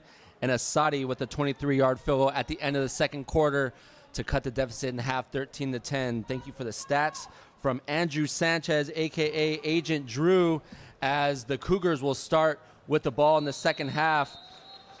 Passing game for the Cougars, for Scarlett and Riley combined 9 of 15 for 90 yards. Silber, 13 of 19 for 143 yards and 2 touchdowns. Running back Dunn, 9 carries for 29 yards and a rushing score. And their top receiver, Joseph Sainz, 5 receptions for 46 yards. And the running attack of Southwestern in that first half, 7 carries for 117 yards. Silber on 13 completions to 7 different receivers, Travis, and a clean ball game. No turnovers in that first half. Yeah, very impressive first half on both ends. See how it goes here. Scarlett will start on the field. Ooh, and a big collision at the 30-yard line. First one to the ball carrier was Dawson Washington. A flag near the play. Yeah, great job here getting on the edge. I thought that was a good play call to start off the second half. I'm sorry, but I mean, you guys are so aggressive and so ready to go. They get their hands out and they just start getting a little bit of grabby. But I thought that was a good play design there. Holding on the outside. When the Cougars have had success in the run game, it's been outside the tackles. Has been outside for sure. Yeah, that was something that they kind of went away from at the end of the end of the first half, second quarter. But we'll see if they get back to it. Seems like they're starting out pretty strong on the run game. So we'll see if they go 2-back set or stick with the single back. So a nice game will be null and void. It will be 1st and 13 from the Cougar 22. 3 receivers to the right of Scarlett. Scarlett will hand the ball again, this time off the right side. Dunn up the gut, gets back to the original line of scrimmage, plus 2 yards for a gain of 4. That was actually a really good play right there. Keeps the defense sound and just looking for that inside zone read. You know, that's the hard part for this defense is staying consistent. But they're doing a good job collapsing on that. But the offense is, like I said, they're trying to run the ball. And that's what you got to do to win this game. You got to try to run the ball as much as possible. Up front, it's been Nick Joseph and Dax Monstein, the 3 down linemen. Off the edge right now, Carson Curtis. 2nd and 8. Scarlett to the far side. Great job by the receiver coming back to that ball. Needed to get to the 35 and gets to the 36 for a Cougar first down. Yeah, great job right here. Getting the ball out, just knowing the matchup, seeing the corner off, knowing you got a flat defender that's staying inside looking, and they're just getting the ball out there to him, let him catch it in space. Good play design with the OC right there, just switching it up. 13-yard gain and the first reception for the receiver on the outside. Here we go, 2 backs. Here we go.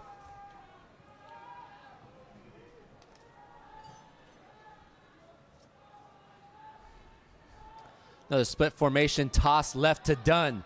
Dunn gets to the edge, gets to the 40 and is twirled down at the 42. Jeremiah Jones first to the ball carrier. 2-back toss. Yeah, you can't beat that. Got some space out there. Just let him run. Great tackle, though. Running him down. Great job running back, falling forward, though. Got an extra yard just with that extra fall. The gain of 7 on the ground by Dunn will bring up a 2nd and 3 ball at the Cougars 42. We got the clock working, at least on the lower third now. We got a camera on it, so you should be able to see it. We're here in the third quarter, 12.5 minutes remaining, just getting started. This is the opening possession of the second half. Pressure off the edge. Scarlett rolls right, and he's just going to throw this one away. Good job, defense, bringing that pressure in there, being able to come off the edge, getting the quarterback looking one way, all expecting some some protection and just had to, find a way to get rid of that ball. Throwing it out of bounds, the smartest thing he could have done. Brady Eads and Carson Curtis on the pressure. One thing both quarterbacks have done really well today, when the play's broken down, they don't force anything, and it's one of the reasons why we saw a clean first half, turnover-wise. Yeah, that's very smart of them. Coach has taught them well. When it's not there, don't force it. Throw it away. Live to fight another day. Incomplete pass will bring up a 3rd and short for the Cougars with the ball at their own 42.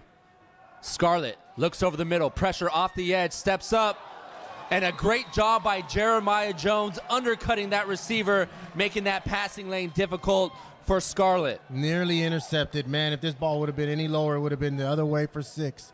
Great job undercutting that, knowing he had help over the top, and he's a flat defender, so his job is to make sure no one catches it in the flats, and he was there. And the Jaguars defense holds strong on 3rd down. The Cougars now 2 of 7 were 2 of 7 in the first half. They're now 2 of 8 on 3rd down conversions. Jaguars were also 2 of 7 on 3rd down conversions in that first half. Ashby Fan back to return. Ball will check up and get a Cougar roll inside the 25, and that's where the Southwestern Jaguars will start their first offensive possession here in the second half. Yeah, very excited to see what they come out in here. Hopefully they switch it up a little bit and decide they want to run the ball a little more, because that's what they were doing really well in the first half. Let's see if they go right back to it. Yeah, right with that note, 7 rushes for 117 yards in that first half. And Silber, 13 of 19 for a $143 and 2 passing touchdowns. Spreading the ball well to 7 different receivers. You love to see that if you're an offensive coordinator. Silber. He'll hand it off to Ashby Fan. Ashby Fan had a 60-plus yard run to start the scoring, and looked like he might have got rolled up on after a short gain. Pretty big hit on that defensive side right there. Fan out. Caleb Blocker in. Out of Tompkins High School in Katy, Texas. Blocker has been a nice addition. He had 1 reception for 13 yards and was 4 for 42. Ashby Fan, 3 of 75 on the ground and 3 receptions for 62 yards. He's over 100 yards all-purpose from scrimmage. And a tough run by the quarterback. If you're offensive coordinator, you don't want to see him take those hits, but looks like another flag on the outside. Yeah, those are hard. They're hard for offensive coordinator to see. He's got to pull it once in a while, but sometimes when you got the corner sitting in the flats and you pull it, you don't realize he's there. He comes up quick on you. Got a little hold, though, it looks like, on the tackle.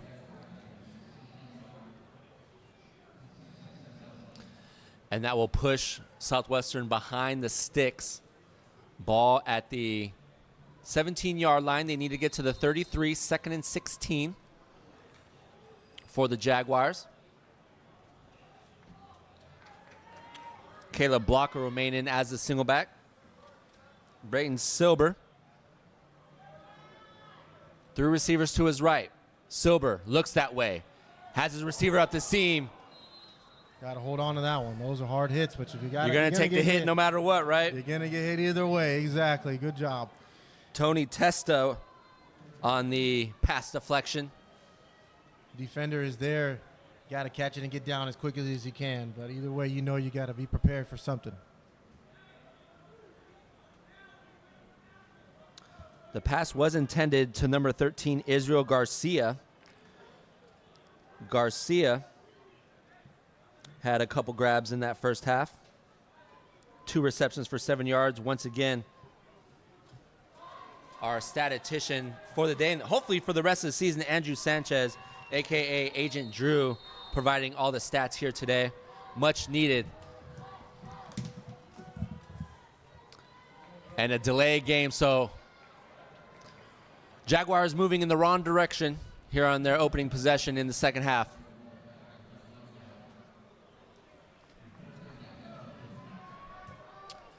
Jaguars 2 of 7 on 3rd down conversions, and It's third down and forever right here. Yeah, just looking to get some room here. Be smart with the ball is all you can do. Looks like the Cougars will come out in a 3-3-5. Silber, Great play bubble call here. screen over the middle, has some blockers in front of him. Nice open field tackle. Tyler Becker on the reception. Yeah, he's got to make that tackle. He's going for some more yards. I like the play design, though. Bringing the slot underneath. Just great job making that tackle. Staying home, being smart, not following the flow. Datavius Bledsoe on the open field tackle out of Memphis, Tennessee. 5'11", 220-pound linebacker. Canyon's doing a great job getting them on and off the field. Letting that defense get some rest. Now we'll see how they can do on offense. Jaguars have their number at the moment. Nice high booming kick. Joseph Sands fair catches it at his own 43. And good field position to start the second offensive possession for the Cougars. Yeah, can't ask for more from there. Defense did their job. Offense got to come in. They got the ball in a better field position than they started the second half, so we'll see how it goes. The clock is still rolling right now. I don't know if anyone has eyes on that. It's been rolling for the last 15 seconds.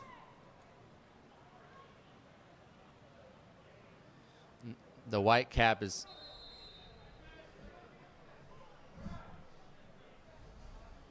Usually you'd hear something from the fans or the coaching staff, and I think this is... There it is right there. I would say it started running... It never stopped running on that fair catch, and they're going to add about 30 more seconds, I would say, to the game clock.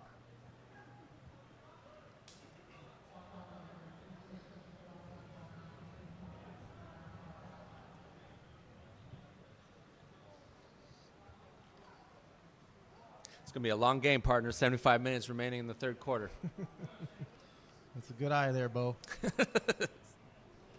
13-10 Jaguars.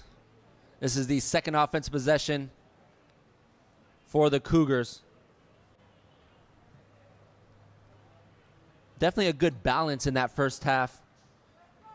They had 9 pass attempts and 11 rushing attempts. Yeah, pretty balanced for sure.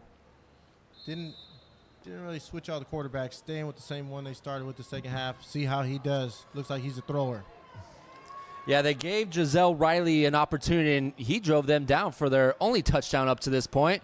But it's been Scarlett, and he's going deep. One-on-one, but the great coverage by number 9. They're going to say, yeah, okay. I'm going to be quiet. You watch it from here. Great coverage. Stayed on his receiver. Ball was underthrown a little bit, but hey, who wants the ball more is what it comes down to. And the Jaguars did for sure. Chance LaChapa with the first turnover in today's ball game. I mean, hip to hip, right? Turn, find the ball, man. Playing blind and the ball hits you right in the chest, you can't do nothing but catch it. And that was a great job of securing that. It's hard. It's hard when you don't see it and it comes up on you that fast. But hey, as long as you can hold it for a little bit, the refs will let you keep it. LaChapa, the redshirt freshman out of El Capitan, last year winning a state title for the Vaqueros. One of their impact players going both ways. Jaguars offense back onto the field, their second offensive possession here in the second half. Silber steps up in the pocket, has his receiver, dives near the 40, and well done once again by the Cougars secondary in jarring that ball loose. Stepping up, doing a great job throwing on the run. Those are ones you got to hold on to. They're tough, though. Number 5, doing a great job there covering Xavier Perry. Yeah, he's been all over the place, making plays, man. Just following those receivers and just not giving them any room to make a play at all. He's the one wanting the ball more and just attacking those hands. Israel Evans, the intended receiver. Both secondaries doing a really good job of, even if they do allow the receiver to catch the ball, not allowing a lot of yards after the grab. Yeah, closing that space is all you can do as a DB. Cougars bring 4. Silber rolls left, throws across the grain, finds his receiver at the 35. That's Tyler Becker, his second grab on the day. And a gain of 15 for the Jaguars. What a great job rolling to his left, throwing back to the middle of the field. Just a beautiful throw. And with a Cougar player on the pitch right now,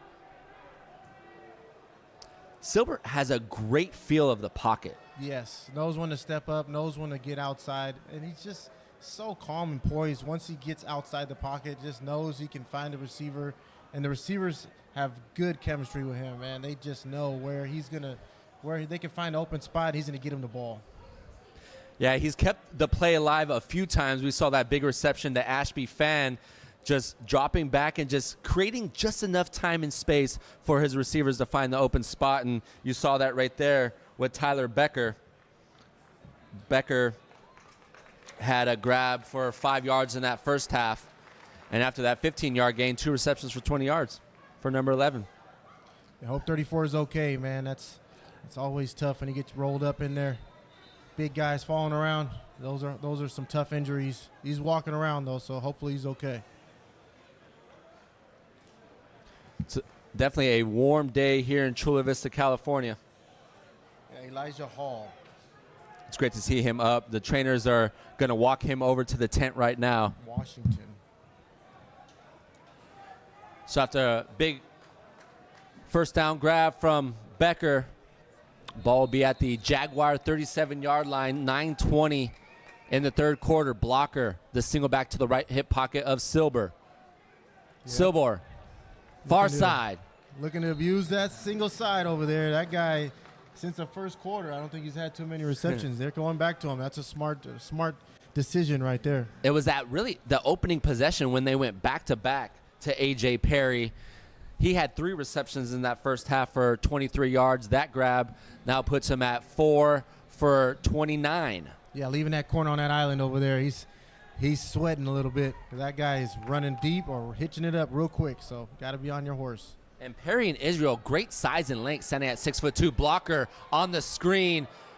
Bounces off 2 tackles, make it 3 and 4, and turns a no gain into a gain of 2. What a tough run right there. Good play call, good play design. That defense was on it, though, man. They were running to the ball, and he's still making you miss. So you can't ask for much more from your running back right there. You know who he kind of reminds me of is a Devontae. I just had his name. He was a running back for the Atlanta Falcons. Yeah, I know you're talking about Devontae. Oh, the name just slipped my mind. Devontae Williams. I think it's not Williams. It was Devontae something. Long hair, same size, same everything about Runs him. Hard, yep. 3rd and short. Blocker up the gut, untouched. Gets to the second level, high steps, and gets inside the 45 in the Cougar territory. Great job right there, sidestepping that initial tackler. That one's going to kill me. Are you looking up right now? Freeman. Devontae Freeman, there he is. Yep, I knew it. I knew the name, too. The hard running back, right? Low in stature, but good physical size. All legs, man. That's what you got. Your man exactly. can squat 400 with his eyes closed. A big first down run from Blocker. Ball at the Cougar 43. Another low snap. Great job by Silber. Israel Garcia leaves his feet for the reception on a short gain. But once again, Silber taking his eyes from the secondary or linebackers down to his feet, back up, and completing the pass. Yeah, I would wonder if there's a conversation to be had with that center once he gets off the field. But he's had a tough time getting that ball, but he's still making it happen. The gain of 2 to Garcia. He had 2 receptions in the first half, 2 now on this drive. Brings up a 2nd and 8 from the Cougar 41. Another quick hit right here. And gets inside the 40-yard line. A.J. Perry on the grab. And nice open field tackle by Datavius Bledsoe, the linebacker. Actually, scratch that. Bledsoe and Perry were actually there to it. Perry was the first one to the ball. Another short gain in the passing game creates a 3rd and manageable. Playbook still wide open right here inside the 40. Yeah, coach doing a great job mixing it up here. keeping the defense on their heels. They're walking around trying to figure out what they're doing on the back end. Bunch left, blocker, pressure off the edge, one-on-one coverage. Perry near the 25 goes low and picks up a Southwestern first down. Yeah, just like I said, they got one-on-one coverage. They're going to abuse it, but the back end is still trying to figure out where they're at. They don't know if they want to play deep, press them, come back up. They got to figure it out because their one-on-one down here is having some trouble. A.J. Perry, we saw him on that opening drive, very involved. He's now starting to get more involved right here on this second possession. Great job going back to him, Coach. 5.5 minutes remaining. 2 receivers to the left, 2 to the right for Silber. Silber looks downfield, pressure off the edge, hit as he's thrown, and overthrows his intended receiver, Perry. I think they found a good little coverage there. They sat back, they brought 4, and those 4 did the job. Got some pressure, and they still had 2 guys around them. So I think they're starting to understand where they want to play when it comes to covering that guy. One underneath, one on top. Usually does the job. We haven't seen Ashby Fan in this second half. It's been Caleb Blocker as a single back. To the right hip pocket of Silber. 3 receivers to his left, far side of the field. Perry at the bottom of the screen. Draw to Blocker. Blocker has a lane. Gets to that second level once again, untouched inside the 20, and a nice gain of 7 from Blocker. Yeah, doing a good job reading that defense too, running that draw play. The linebacker's bailing to help out underneath. You would think that would open up a little bit more. That was a good job rallying to the ball on the Canyon side because they really came to help. And Ashby Fan now checks in, replacing Blocker. Couple nice runs on this drive. Keep the chains moving. 3rd and 3. Jaguars need to get to the Cougars 16. 3 receivers to the far side of the field. That's to the left of Silber. They're stacking that line now. Cougars bringing the pressure. One-on-one coverage on the outside. Perry goes down low for the grab. Needed to get to the 16 and picks up 3, enough for a first down. Great job. One-on-one here. Throw the ball right now. Catch it, get down, get the first down. That's all you need. Great recognition by Silber right there. We saw a similar defensive play in that first quarter where they brought the house man-on-man coverage on the outside. Didn't recognize it, but he did right there. Yeah, and he got enough for the first down. A lot of receivers just run their route just too short sometimes, and he did it. He didn't. He ran it right to the sticks and got an extra yard right ahead of that to get the first down. Great job. 1st and 10 from the Cougars 16. Ashby Fan, the single back. Silber wanted it. He saw something. He'll keep. Gets inside the 10 and slips. He saw the end zone and got a little too excited. Daylight there. He did a great pull. Had everybody fooled. Just got to keep your toes in bounds right there. It's hard, though. And he picked up a block on the outside as well. Man, he's not used to being in that position, but he wishes he could get that step back. The gain of 8 will bring up a 2nd and 2. First down is, scratch that, 2nd and 3. First down marker is at the 6-yard line. Ashby Fan remains in as a single back. And they bring in a wing back. Pham off the right side. Gets through the hole, spins off a tackle inside the 5, and another Jaguar first down. Great job not being denied here. One guy ain't bringing me down, that's for sure. Miss, boom. That was a great tackle, but hey, it took 3 guys to figure that out. On the counter, number big 69, Dylan LaFlamme out of Queen Creek, Arizona.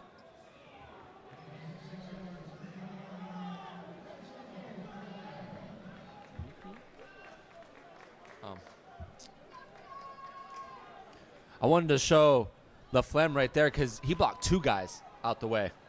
Oh, with the 21 personnel. Ashby Fan. Oh, check that. That was 12. 22. Yeah, they had 2 running backs, 2 tight ends right there. 22 personnel. Sorry about that. And with 2:40 remaining in the 3rd quarter, Jaguars will get charged with their first timeout here in the second half. Well deserved, too. This offense has been on the field grinding. This has been a long drive for them. They needed some water. Get them big guys some water.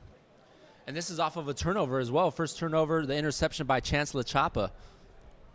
Very good job just taking the momentum and rolling down the field And with keeping it, right. Yeah, it's a hard thing to do when you're playing football, just to keep that momentum on your side. And if you can keep it up for a quarter and get this quarter down to 2 minutes with you having the ball in the red zone, that's a beautiful thing for your team.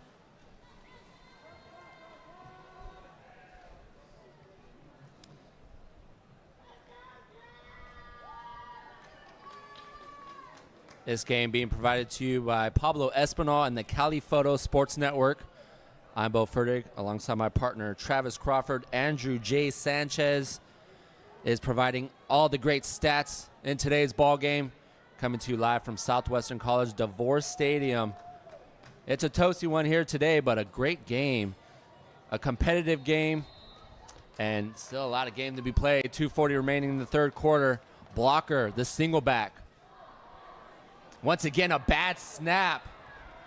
And that's really been the Achilles heel on the offense, is just the snap, getting the ball back to the quarterback cleanly. Yeah, you would think, I mean, going into that heavy set personnel, you want to probably go under center a little bit, just knowing that you've had some bad snaps and just kind of giving yourself a chance to get the ball to the running back like you want to do with those big guys up front moving forward.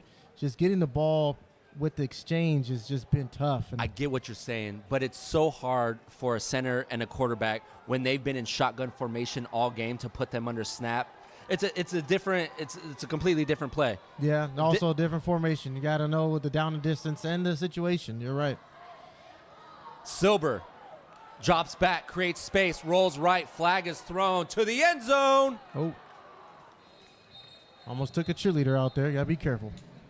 Once again, just creating enough time, rolling right, creating space, and it's the depth that the quarterback could get, right? Yeah. Not too deep, but just deep enough where you create that space. Yeah, also got a little time, too, because they were reaching and holding a little bit. That offensive line, as Jack said, they're getting a little tired. So when you get tired, your hands come out a little wider as well. So got to be disciplined enough to stay down, keep your hands inside. And that's back-to-back plays where the Jaguars move in the opposite direction. The ball now lies at the 17, second and goal for Southwestern. This is a situation where they're not necessarily going to try to get all of it in one play. Second down. Yeah, if they can get about 5 to 7 here, that'd be perfect field goal range. But, hey, you never know. You can take a shot, also have another down to do that. Ashby Fan, the single back, two receivers led to the right, direct snap to Pham. Pham, spin move off a would-be tackler, gets inside the 10, and a nice 7-8 yard gain for Ashby Fan. Man, that was a great design. If he would have seen it sooner, he might have beat that lineman to that gap that was wide open for him, the one that was pulling right in front. He would have been able to see that sideline and might have had a chance to get to the end zone. But, hey, he got the 5 to 7 they were looking for, and let's see how they do this last play here and make a decision. Nice job by Hector Hernandez up front, creating that hole for Ashby Fan. Double formation, third down inside the 10. Silber over the middle, hits his receiver, dives towards the goal line. Touchdown, Israel Garcia. Oh, yeah. Took that information from his coach in the first half and got upfield into the end zone. Some players just have a knack for the goal line, and Garcia right there knew where he was on the field. And Silber now with 3 passing touchdowns in this ball game through 3 quarters. Yeah, Silver did a great job holding on to the ball just long enough to get him to come across an open field and just delivered a catchable ball, man. Sometimes those passes can be a little too fast, a little too hard, a little hard to catch, and sometimes, hey, it's a little too late, right? But that was perfect timing. Got him the ball right in space to get up the field and get in the end zone. And Jacob Cuevas is up and good. Jaguars extend their lead to double digits. And now a 2-possession lead, Travis, with 58 seconds remaining in the third quarter. This is a new year here. And the Jaguars are feeling good going into the fourth. 58 seconds left in the third. Just got to finish strong here. College of the Canyons, though, can't count them out. They play hard all 4 quarters. And once again, it was multiple receivers on that offensive possession that got them downfield. Yep. Great job just mixing it up, man. Just getting that single receiver the ball, also throwing some quick stuff, handing it off, put a little wildcat formation in there, caught him off guard there to get those yards to open up the playbook in that red zone territory. And it was also both running backs right there, Ashby Fan and Blocker on that offensive possession. So using a little bit of everyone to get downfield, and 7 points off the turnovers. 7 points. And not just 7 points, but a lot of time off that clock. This one's returnable. Brings it in at the 5, and the special teams of Southwestern still bringing the heat. Moving down the field, keeping them inside the 20. What a great job, just breaking those barriers, making that guy stop his feet. That's all you can do as a special teams player, is just get down the field and cause some havoc, split some gaps. I believe that was Frankie Omeda, the first one to the ball. Yeah, he was celebrating before the guy went down. Hey, back-to-back Defensive Player of the Year for the Metro Mesa League out of Chula Vista, California, a great local product, known as a defensive lineman. But, you know, as mentioned, sometimes if what you were playing at high school, you can't necessarily play at the next level, you find your way onto the field, and he did that on special teams. Yeah, they turn you into an athlete, that's for sure, all around. This will be the third offensive possession for the Cougars here in the second half. Riley back onto the field. He'll pitch it to Dunn, and once again the success outside the tackle in the run game for the Cougars. Yeah, running the ball on the perimeter has been good for them with that quarterback. And now we can expect a little bit more run game. But, hey, we'll see how it goes, because you don't got much time when you're running the ball, when you're behind. Actually, a great job by Nico Ta'a chasing the running back down the sideline. He actually tackled him a few yards short. Yeah. Great effort play by the local product out of Lincoln High School. Riley will remain on the field. He was 2 of 4 for 18 yards in that first half. Hands it off to Dunn, again up the middle, and gets knocked down just short of the first down marker. Yeah, that was a great job by that linebacker, man. He stuck him. Stuck that center right in his way. Can't go anywhere with that center going backwards.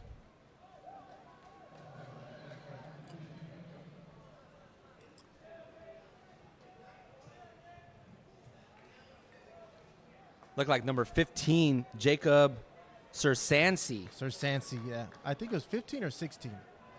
Yeah, Nico. I couldn't tell. I think it was okay, Nico. it was Nico Ta'a again. Yeah, Nico did that. So great back-to-back tackles, sideline to sideline. Nico Ta'a keeping him short of the first down. That will end third quarter action. Now on to the fourth quarter with the Jaguars up 10, Travis. Oh, yeah, they're doing a great job, like I said, just playing physical all 4 quarters, you know, all the way to the end. Defense is not tired. I would have to say they got some rest that whole third quarter. So we'll see how they bear down and get some more.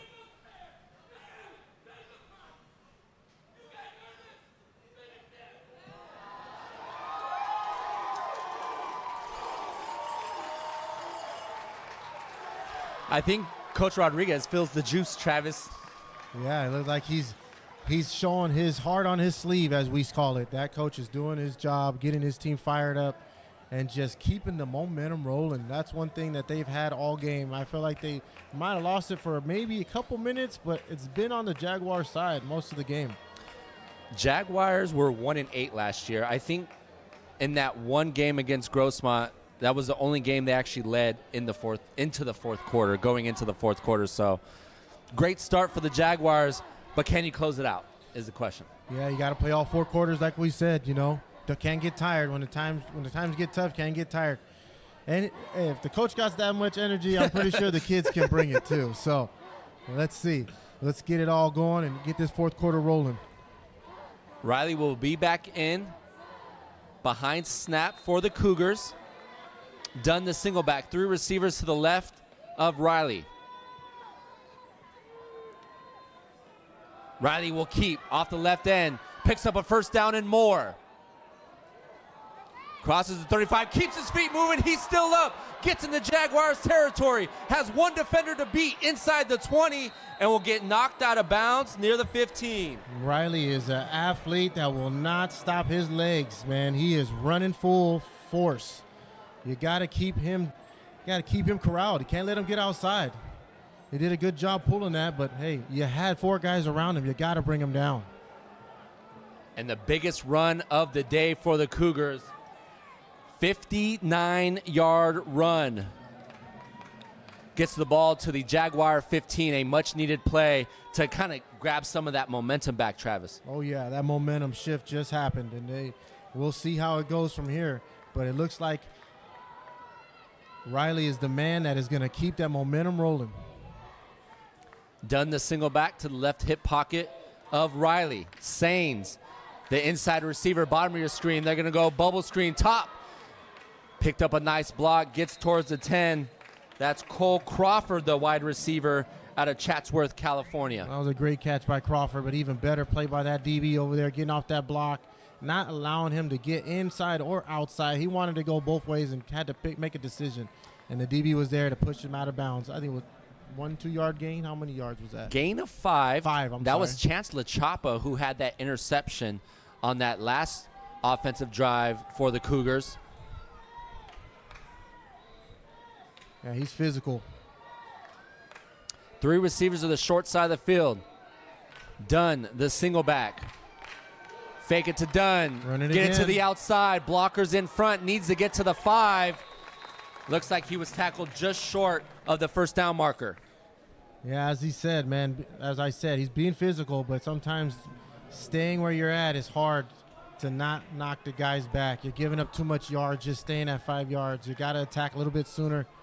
Seeing that corner just sit there, just giving up 10 yards in 2 plays is tough. You know, that was just a numbers game right there. 3 receivers to the far side. They only saw 2 in that box, so they went with it. And they ran the same play back to back. Yep.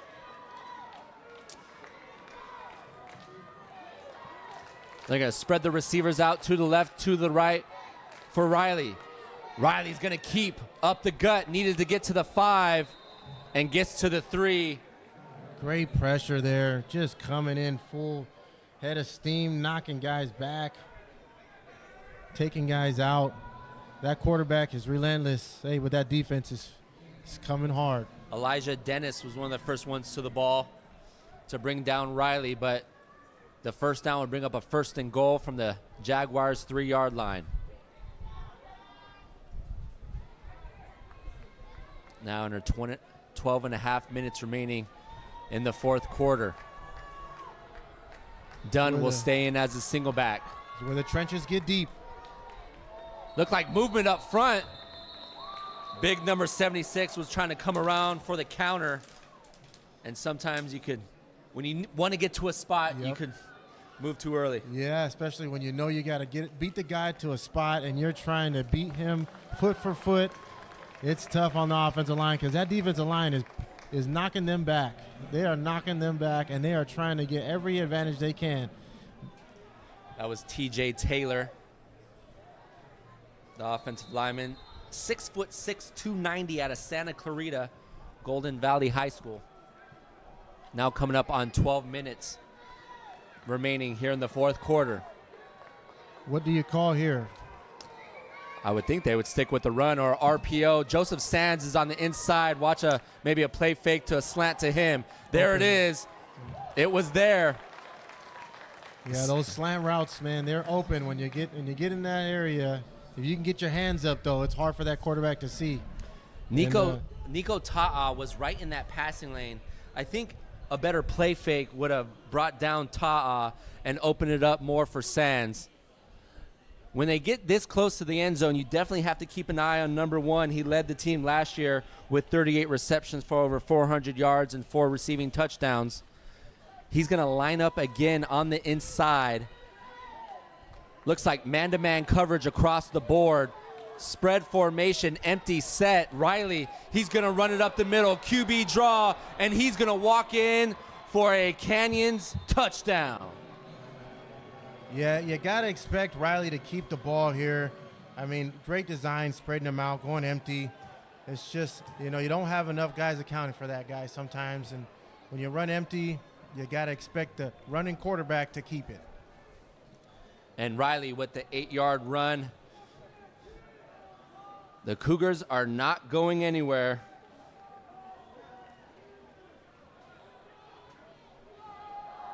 Riley, his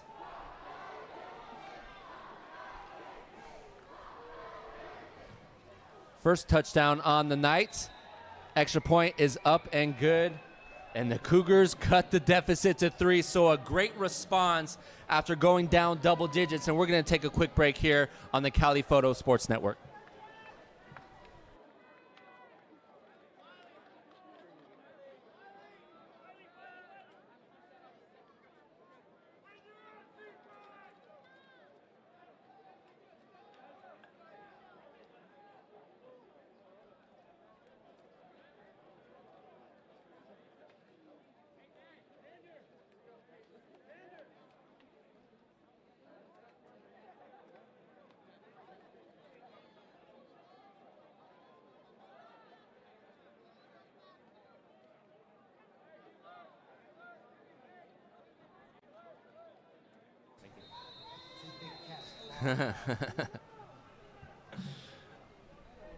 Ashby fan. Oh, the ball fell off the tee. Ashby fan and Davian McGowan out of Mount Miguel back to receive. Ashby fan at Chaparral High School in Scottsdale, Arizona.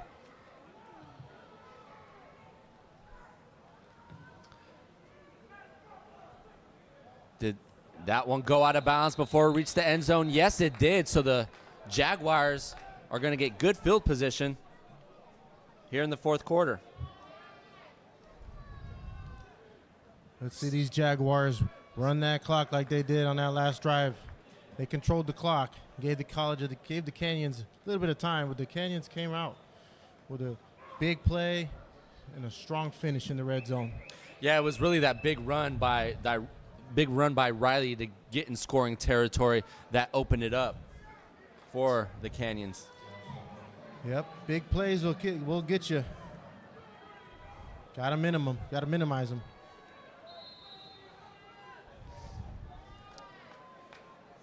Still a lot of time left, though. 11:45 in the final quarter.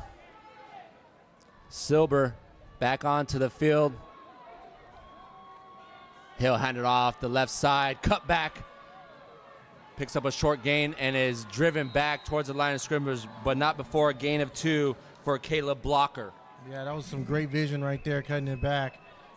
It's just tough when you got this defense flowing to the ball like that. Guys hat on a hat, and they're just getting off blocks, making plays. This is where you want to see the running game succeed. Up in the fourth quarter, you want to kill the clock and hopefully put one more in. It was a good change of formation, too. They brought the tight end to play some wing back. Now they switched it back up to trips formation. So we'll see what the Jaguars got in store here. Blocker remains in as a single back. 3 receivers to the left of Silber. The Cougars bring the pressure over the middle. Blocker leaks out from the backfield, gets in the Canyons territory, and looks like a late flag. Yeah, that was a good check down. Quarterback, it looked like it was a design screen to him, but they had everybody coming, so they knew they were bringing the house. They had a good play design for that running back. Yeah, hopefully no reason for the running back to block right there if he can leak out by himself. Let him go. They're all going anyway. Let him go. Looks like they might have a face mask, maybe, possibly.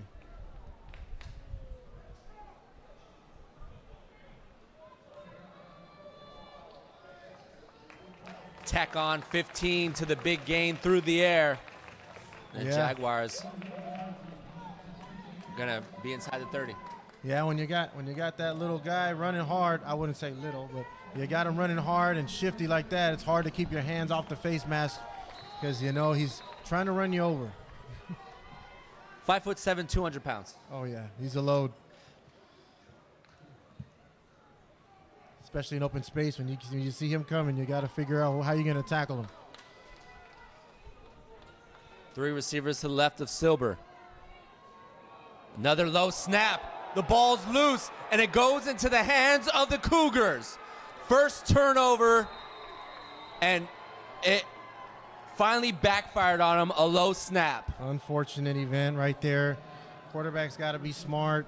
Similar to throwing the ball in a small space, you got to just eat that right there. Don't try to just fumble it into the running back's hands. But, hey, you know, you're trying to give the ball to your playmaker.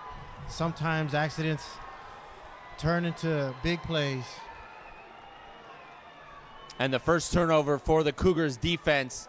We had seen low snaps all game. We mentioned it a few times, but Silber had done such a good job up until that point. And when the time starts clicking down, you start tightening up a little bit and try to make too much. But you can't really blame the quarterback, I would say, because he was just trying to hand the ball off. Just a little unlucky right there. Really no one to blame on that one. Just you got to take hold of the situation and just eat that one. Just because the ball's bobbling around, you can't just keep bobbling it. But hey, let's move on and Riley get the next play. In the flats, Joseph Sains beats one defender, crosses the 40, and will pick up a gain of 7. Let's see how the Jaguars defense responds. Canyon's understood. Get on the perimeter is their game here.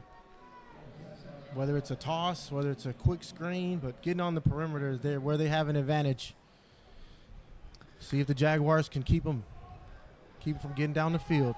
Coming up on the 10-minute mark, this is the 4th offensive possession for the Canyons. They scored on their last possession to bring it to 20-17 after a big run by Riley. Riley's going to hand it off to Dunn. He has a lane off the right side, gets to midfield, and picks up a first down. It's a great tackle by that safety. Touchdown saving tackle right here. He's not there making that tackle. He's running with the blocker in front of him. Joshua Ferreira at a Grossmont High School with the open field tackle, and that was actually number 9, Isaiah Romao, on the run. Gets to midfield, 1st and 10. Canyon spreading them out. 3 receivers to the field. Isaac Ellis, the single side receiver at the bottom of your screen. They'll hand it off again. Romao spins off a tackle, but Jeremiah Jones brings him down. Yeah, that inside tackles right there, just getting knocked back. But hey, when you got linebackers flying around like that, it's hard to run the ball inside. Well, good job by the D-line not allowing that offensive line to get to that second level to free up Jones to make that solo tackle. Yeah, they're knocking him back into the backfield and just forcing him to bounce it. Gain of 2 will bring up a 2nd and 8. The Cougars need to get to the Jaguars' 40-yard line. Riley looks right. Quick hit to Isaac Ellis. Gets tackled 2 yards short of the first down. We know Riley doesn't have a strong arm. This has been a lot of his passing attack, these quick hitches 5-10 yards downfield. Yeah, he's getting the ball out really clean, though, to the outside, to the short hitches, and just the timing is good with those routes. He doesn't have to go too deep down the field, but as long as you get the ball into your receiver with time and space, they can get some yards for you. Got third and 1 now. Playbook wide open for the Cougars, and this is where Riley is at his best with 3 receivers to the far side. Joseph Sains, the inside receiver. Keep an eye on him keeping it. Riley will hand it off to Romao. He tries to bounce it off the right side. Needed to get to the 40, and looks like he will be tackled there for a Cougar first down. Yeah, I probably would have kept that one if I was him. But hey, you got the first down. You keep the defense disciplined. That was number 33, Brady Eads, and 40, Carson Curtis on the combo tackle. Coming up on 7.5 minutes remaining. 1st and 10 from the Jaguars 40. Cougars down 3. Cougars have either trailed or been tied. Sains gets on the other side of the secondary, and he'll walk in for a Cougars touchdown. Got him on the screen and go here. Just a great play call at the right time. Been seeing those short passes to the perimeter. You know, you want to make a play, but you got to be disciplined enough to keep your eyes on your guy. And sometimes they get behind you. Great job, though, throwing a nice touch ball by the quarterback, giving him something to catch. And Jazell Riley, a rushing touchdown on the last possession and his first passing touchdown of the season, going 40 yards to his top target, Joseph Sains. Extra point is up and good. And the Cougars with their first lead of the ball game, up 24-14 with 7:14 remaining. Yeah, 24-20. What did I say? It was close. What did I say? 24-14? Yeah. Oh, I saw the 7-14. All right. It's Thanks, all right. Thanks No for worries. holding me accountable. So Riley with the 8-yard touchdown run on the last possession, and then this 40-yard. And you mentioned it, that we often see a wide receiver wide open like that, and we'll see a quarterback overthrow that receiver. So great touch. Yeah, those balls are kind of tricky. Sometimes you want to get it to them, but then sometimes you don't want to throw it too hard. You know, sometimes you might overthrow it, just trying to lead him up the field. And that was just a great touch there. Get him the ball, just playing catch. That's all you can do in that situation. Wide open. As kickoff's going to go through the end zone. I would say there was a bit of a quarterback battle between Logan Scarlett and Jazell Riley, and I'd say at this point Riley's won the job. I would have to say Riley's done a great job on both ends. It's been a great thing to see him run the ball. You know, he's athletic enough to keep it sometimes, and when you have a one-dimensional quarterback that can just really fling it, you know, that's always good. But you also need someone that can get you a different way of opening the playbook, right? And that's something that he brings to the table. And for the first time today, Brayton Silber takes the field, down 4. Empty set. 7:14 remaining in the fourth quarter. Cougars bring 4. Pressure off the edge. And Silber hits McGowan. McGowan's first reception for a gain of 4. Good pass right there. Got it out. Receiver was able to get down and not take such a big hit. You know, that's what it's all about. It's getting down the field, but just not taking too much time. Looks like the Jaguars will stay in this empty set. McGowan stays in at the top of your screen in the slot. Cougars bring 4 once again. Silber downfield, near midfield, hits his target, Tyler Becker with the first down reception. He had one step, and that was it. If he would have took another one, he might have been across that line. But that arm of his is getting the ball where it needs to be, and down the field on the run is something that a lot of quarterbacks cannot do. Great throw. 15-yard gain. 20-yard gain. And we mentioned it, Silber, we've seen the ability to use his feet, but he continues to keep his eyes downfield, finding Becker right there. Yeah, being able to throw the ball when you have so much space in front of you to take off and run is such a good disciplinary action that he has. And blocker brought down in the backfield for a big loss. Yeah, that's tough.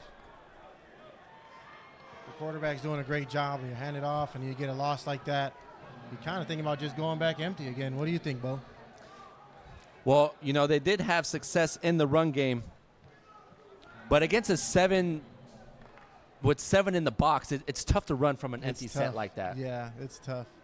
Canyon's doing a good job mixing it up here, keeping them guessing when it comes to their front, going with a 3-man, sometimes a 4-man, 5-man. Loss of 7 will bring up a 2nd and 17. Silber looks right, will go downfield, up the seam.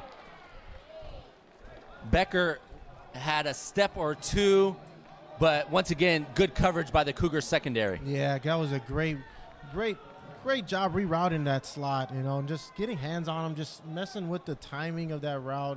is just one little thing that you don't account for as a quarterback. When you're doing 7-on-7, he's open all the time. When you get pads on, things change because you can actually get hands on them and slow down their timing. Incomplete pass will bring up a 3rd and 17. 3 receivers to the far side of the field. That's to the right of Silber.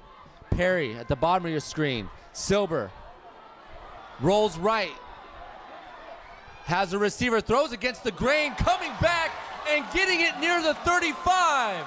A big reception for Nick Klein. That's a great big-time throw right here. And that receiver knew it. He was scrambling for his life. He had to come back about 5 to 6 yards to make that catch. If he didn't do that, that might not have been a completion. It might have been an interception. And the big 22-yard reception for the first down, getting into Cougar territory. You talk about trusting your receiver right there. Klein on that back shoulder, a very similar play right there, just throwing it up and hoping his receiver gets to the ball first. You can tell those two did a lot of practice after practice. Gets to the ball to the Cougars 36, a huge 3rd down conversion. Blocker up the gut, springs past the first down. Pickup of 11 for Blocker. 11, that's right. Now they're running the ball with that wing set in there. Just get an extra guy in there to help create that hole. That all he needed is a little crease. Wiley Carber, the tight end, and number 55, Captain Jonah Rodriguez, creating that hole for Blocker.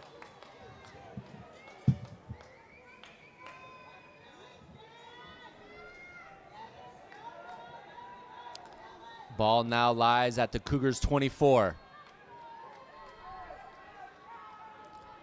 Blocker. He'll get the handoff, plant that right foot, get upfield, not much running room there. Looks like they wanted to switch sides there.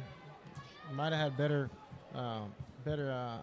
hat on the other side, but hey, you know, with the wing there, got a good block.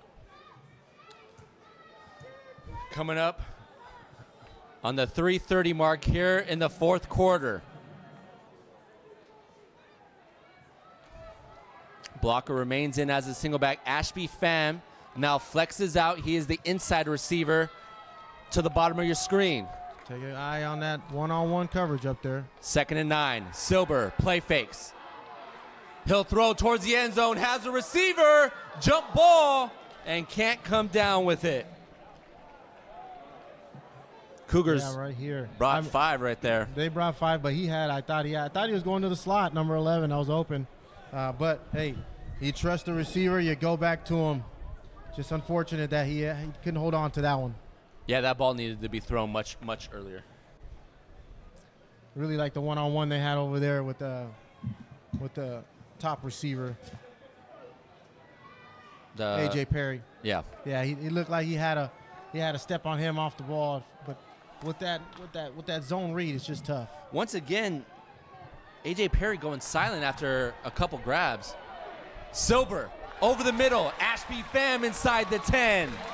Needed to get to the 14, and another big first down through the air for the Jaguars. That was a great job just finding that opening, sitting down and making that completion. Throws a strike over the middle. Beautiful ball to Ashby Pham, who just sat in that hole right there. It's so good to have a running back that can line up at receiver and just run routes. You don't get that often, but hey, when you do get one, it allows you to keep 2 running backs in the game. Gain of 18 will get the ball to the Cougars' 5-yard line under 3 minutes remaining.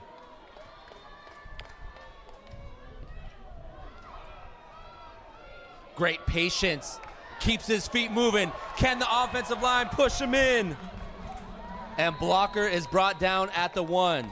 Great team effort right there by that offensive line of the Jaguars. A little bit of elevation right there, huh? Looked like he was floating for a second. Next play, here we go. Now coming up on the 2-minute mark. 2nd and goal from the 1-yard line.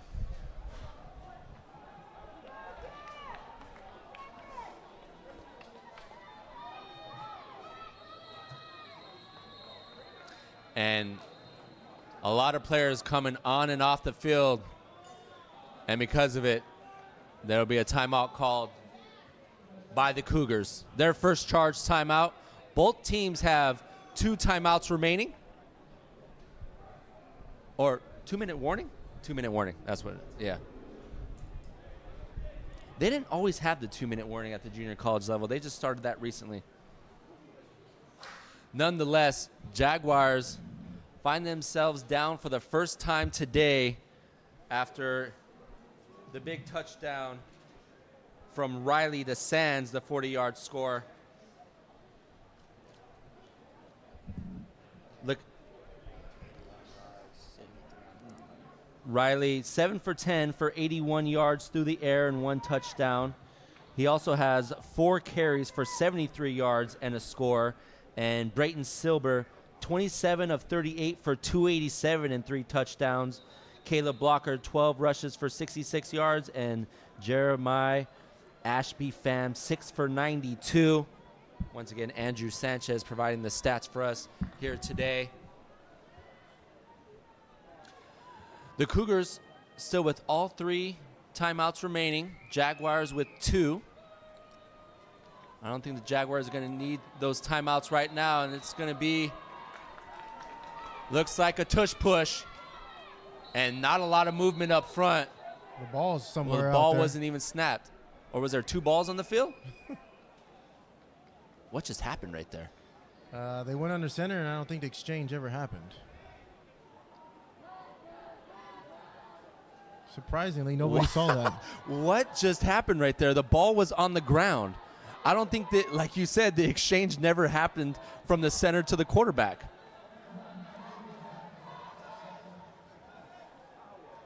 We've seen almost that used like as a trick play kind of, where, you know, they kind of trickle the ball to like the up back or something. A loss of 1 is what they're calling it. And you hate to see a quarterback in shotgun formation at the 2-yard line. Blocker, the single back. He's going to get it. No, the quarterback's going to keep it. Puts his finger in the air and walks in for a Jaguar touchdown. That was a great job there, keeping the ball, just seeing that end. That end was looking at the running back before the ball was even brought down. And he knew already, he saw end zone, and he walked right in. Silber accounting for all 4 Jaguar touchdowns, 3 passing, 1 rushing, and the Jaguars back with the lead. Third down conversions was all that drive right there. 3rd and long, that quarterback just came alive when he needed to. Threw the ball across his body. I mean, Silber is just doing his job. The ball's loose after being blocked at the line of scrimmage, and that was great special teams play by the Cougars because it keeps them down 3. Oh, no, down, right. I'm waiting for the, it would have been 3, but now it keeps it within 2, so a field goal would win it for the Cougars. Yeah, that's 2 missed field goals. 2 missed extra points, right. 2 missed field goals in crucial times. You know, those are big plays that are unaccounted for. But, hey, let's see how the Jaguars hold up. The special teams on kickoff has been getting them in between the 20-yard line and the 15. If they can keep them there, they have a chance.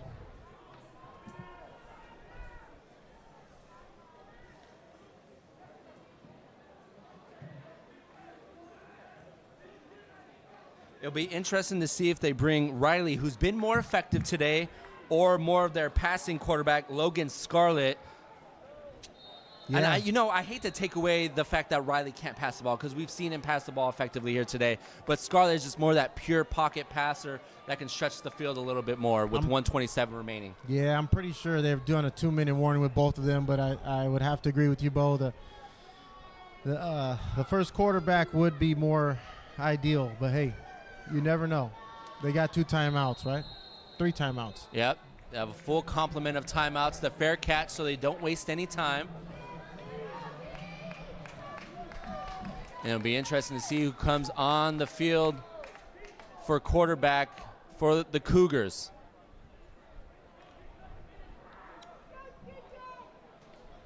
And the fair catch will automatically bring the ball to the 25. And it looks like they're going to stick with Riley. And why not, right? Why not? He's kept him in this game. He gave him the lead, 1 rushing touchdown, 1 passing touchdown, and he comes out with an empty set. 1:27 remaining in this ball game. Jaguars rush 4. Riley to the far side, hits Sands. That's their top target. He gets out of bounds after a gain of 8. And Riley ain't. Hey, he's throwing that ball on time. That's all you can ask for.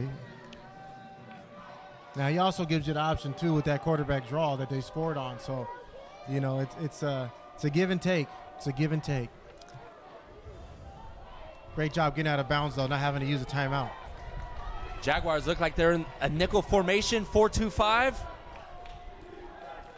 You hate to say prevent, but they don't want anyone to get on the other side. Riley down the sideline, overthrows his intended receiver, but great pressure right there by number 52, breaking up that pass, Nick Joseph out of Minneapolis, Minnesota. And number 40, Curtis. And, okay. Curtis Carson, yeah, D lineman from St. George. He did a great job putting a hit on him. But, hey, what can you do? Keep playing. Looks like they're in a 4-1-6. But, you know, 4-2 might be it. Yeah, they're just dropping that strong safety, number 33. Oh, they're considering Brady Eads a linebacker, but he can roam the field with the best of them at that position. Oh, missed snap. Pressure's on. Riley scoops and makes something out of nothing. That would have been a loss of 5, but instead a gain of 6 for a big first down, and the clock's still ticking. 1:11 and counting. The Cougars just need to get into field goal territory. Down 2. They have a full complement of timeouts. 1 minute. Riley on 1st and 10 looks far side. Pump fakes. He'll tuck and run. A lot of room in front, and he'll slide near the first down marker. And he picked up just enough. A gain of 10 on the ground for Riley. Surprised here they haven't used And they're not going to call a timeout right now. They're going to let this clock run. 40 seconds remaining. Riley at the 48. 35 seconds remaining. Riley, far side. He got out of bounds. Yeah, but was he getting pushed backwards? I don't think right there was movement going forward, and I don't know if that's just in the NFL, but usually when you knock a receiver backwards out of bounds, the clock still runs. Yeah, you would think. Well, they stopped it for him. Yeah, so. Once again, a great job by Riley. He's definitely, as his game's gone on, he's definitely shown the ability to lead this team to victory. He has brought some life to this team here in the second half. And it really all started with that big run after the Southwestern had all the momentum in the fourth quarter. Riley, empty set, looks downfield, has a receiver in the sidelines. Great coverage by the secondary of La Chapa and number 23, Omera Inda. Yeah, that's a hard throw to make. He had no room to mess up right there. There was three black jerseys. That's a tight window right there. Man, that window was almost closed before he even threw it. But, hey, he took a chance, and he put it only where his receiver could reach it, and it was out of bounds. Incomplete pass will stop the clock at 27 seconds. Coming to you live from Devore Stadium. Back and forth action here in the second half. And they decide to use one. And the Cougars are going to get charged with their first timeout in their second half. It's a good decision here. Give your team a chance to breathe a little bit. You know, you got the sideline on the other side clapping, making noise. Just kind of can get in your head if you allow it to, and it's a good job for the coach to control the environment and let the kids listen to his voice for a second and just kind of calm them down. Just kind of get a good play here on third down, because when you get 4th and 10, 4th and 6, it's hard. It's hard to convert. But when you got third down, you can make a great decision here. Yeah, in this situation, you want anything but a negative play, right? Exactly. Figuring the playbook is still wide open.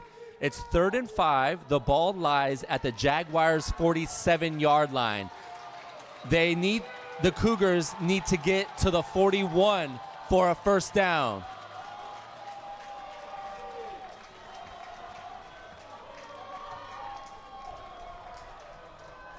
And the Jaguars sideline up on their feet. The fan base making their voice heard. Joseph Sands, the inside receiver to the far side of the field. Riley on 3rd and 5 from the Jaguars 47. Riley, low snap over the middle, has a receiver inside the 35, gets inside the 30, and that's running back Dunn with the big reception. Big reception here. It's just linebackers got to get hands on that slot. He's running free. He's wide open. And the big 18-yard reception for the running back Dunn. Great recognition by Riley right there. Yeah, getting that ball just, right in the position for him to catch the ball and go upfield and not have to reach back and make a hard grab is just something that's hard to complete, especially when they're that open. On 3rd and 5 and you're throwing the ball for 5-6 yards, sometimes it's not as easy as it looks. He made that look really easy. Gotta give him some credit. Gotta give him some credit. Riley's came a long way from what we were saying in the beginning of the game. He's came a long way, and he's showing us his arm power is there, and he can make the throws needed to get the offense down the field.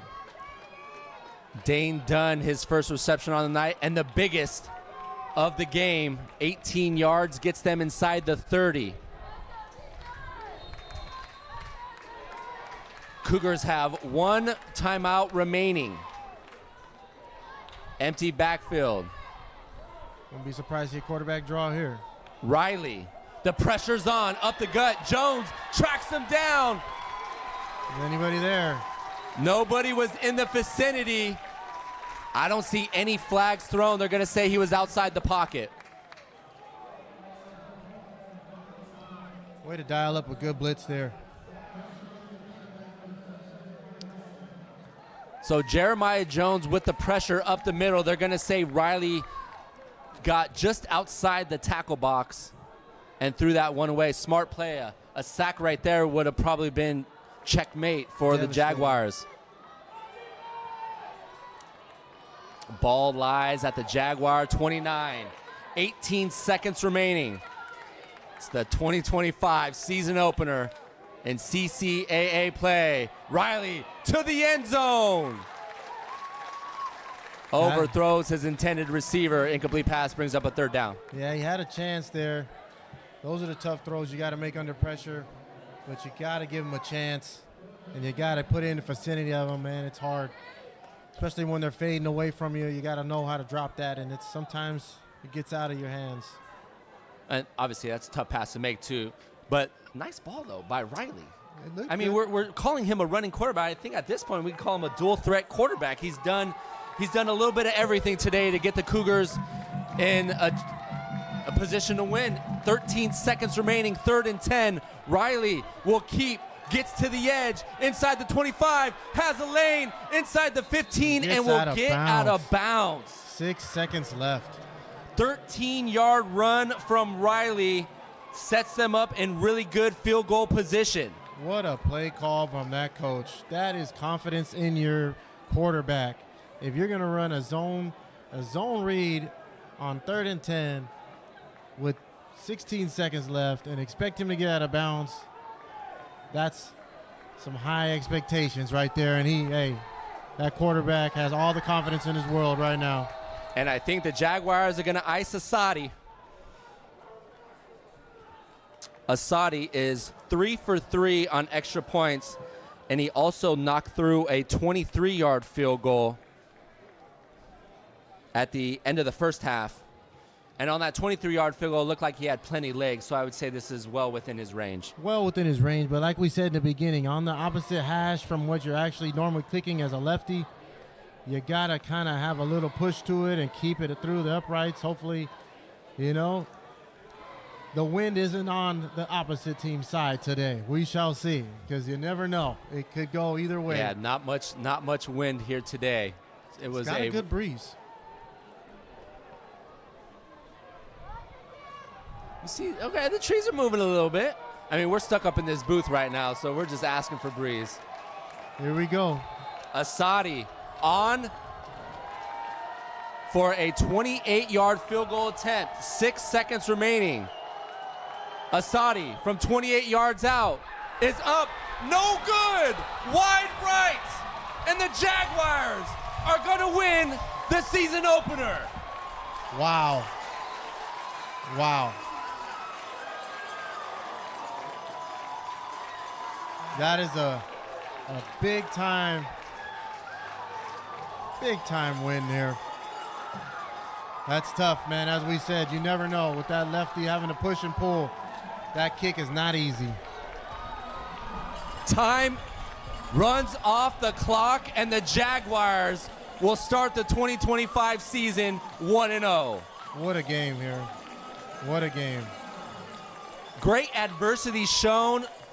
Losing the lead for the first time in the game late in the fourth quarter, driving down, scoring. The defense needs to make a big stop, not allowing them to get in the end zone. And the 28-yard field goal from Asadi, wide right. What a game, man. That's all I can say here. Lots of words. Just watching these guys compete and play tough on all aspects of the game. Special teams, resilience and relentless is all I can think of right now, is how they just made things happen. You know, had some controversy with the snaps, had some great plays by their quarterback. I don't know who's more excited right now, AD Ron Valenzuela or head coach Rodriguez. Don't forget the Dean out there. He's doing his thing. Those guys brought Oscar Rodriguez in and expected a lot out of him. Travis, I've broadcasted Southwestern for about 3 or 4 years now. That was the best game. And I wanted to say this even in the first half. I didn't want to jinx them, though. That was the best game from first quarter to the fourth quarter that I've seen the Jaguars play in the last 4 years. Yeah, I mean, it's hard to say the shift or the tides have turned just yet, but hey, it's in a great space. You know, in 2012, 13, 14, they had great seasons, but this is looking like it's going to be something special. And I'd say our MVP, our player of the game, quarterback Silber. Brayton Silber, 4 touchdowns on the night, 3 passing, 1 rushing. He did it all today. Yeah, and you got to give some credit to the running backs. Those 2 guys, they held that rock. And, I mean, when you run the ball like that with 2 guys, and you got one that can flex out and catch the ball in the flats, or is coming across the field for a 20-yard completion, turning it into 40 yards after the catch, it's just amazing, you know. That's just athleticism at its finest. Being able to have guys like that, and you got to give it up to the head coach as well, just going out there and recruiting guys like that, just getting guys in this program that are not from here, you know, and guys that are from here, that just, you know, getting them to come together and just play as a team, because they all looked like a team right there. That broomstick was sweeping, and everybody had their chance to sweep today. And that will end it for today's broadcast. Southwestern improves to 1-0. The College of Canyons Cougars dropped to 0-1. For our producer and cameraman extraordinaire, Pablo Espinal, my partner, Travis Crawford, our statistician, Andrew Sanchez, I'm Bo Furtick signing off. Until next time, happy Labor Day weekend, everyone. Stay safe, and we'll see you here in our next home game. Goodbye, everyone. Go Jags.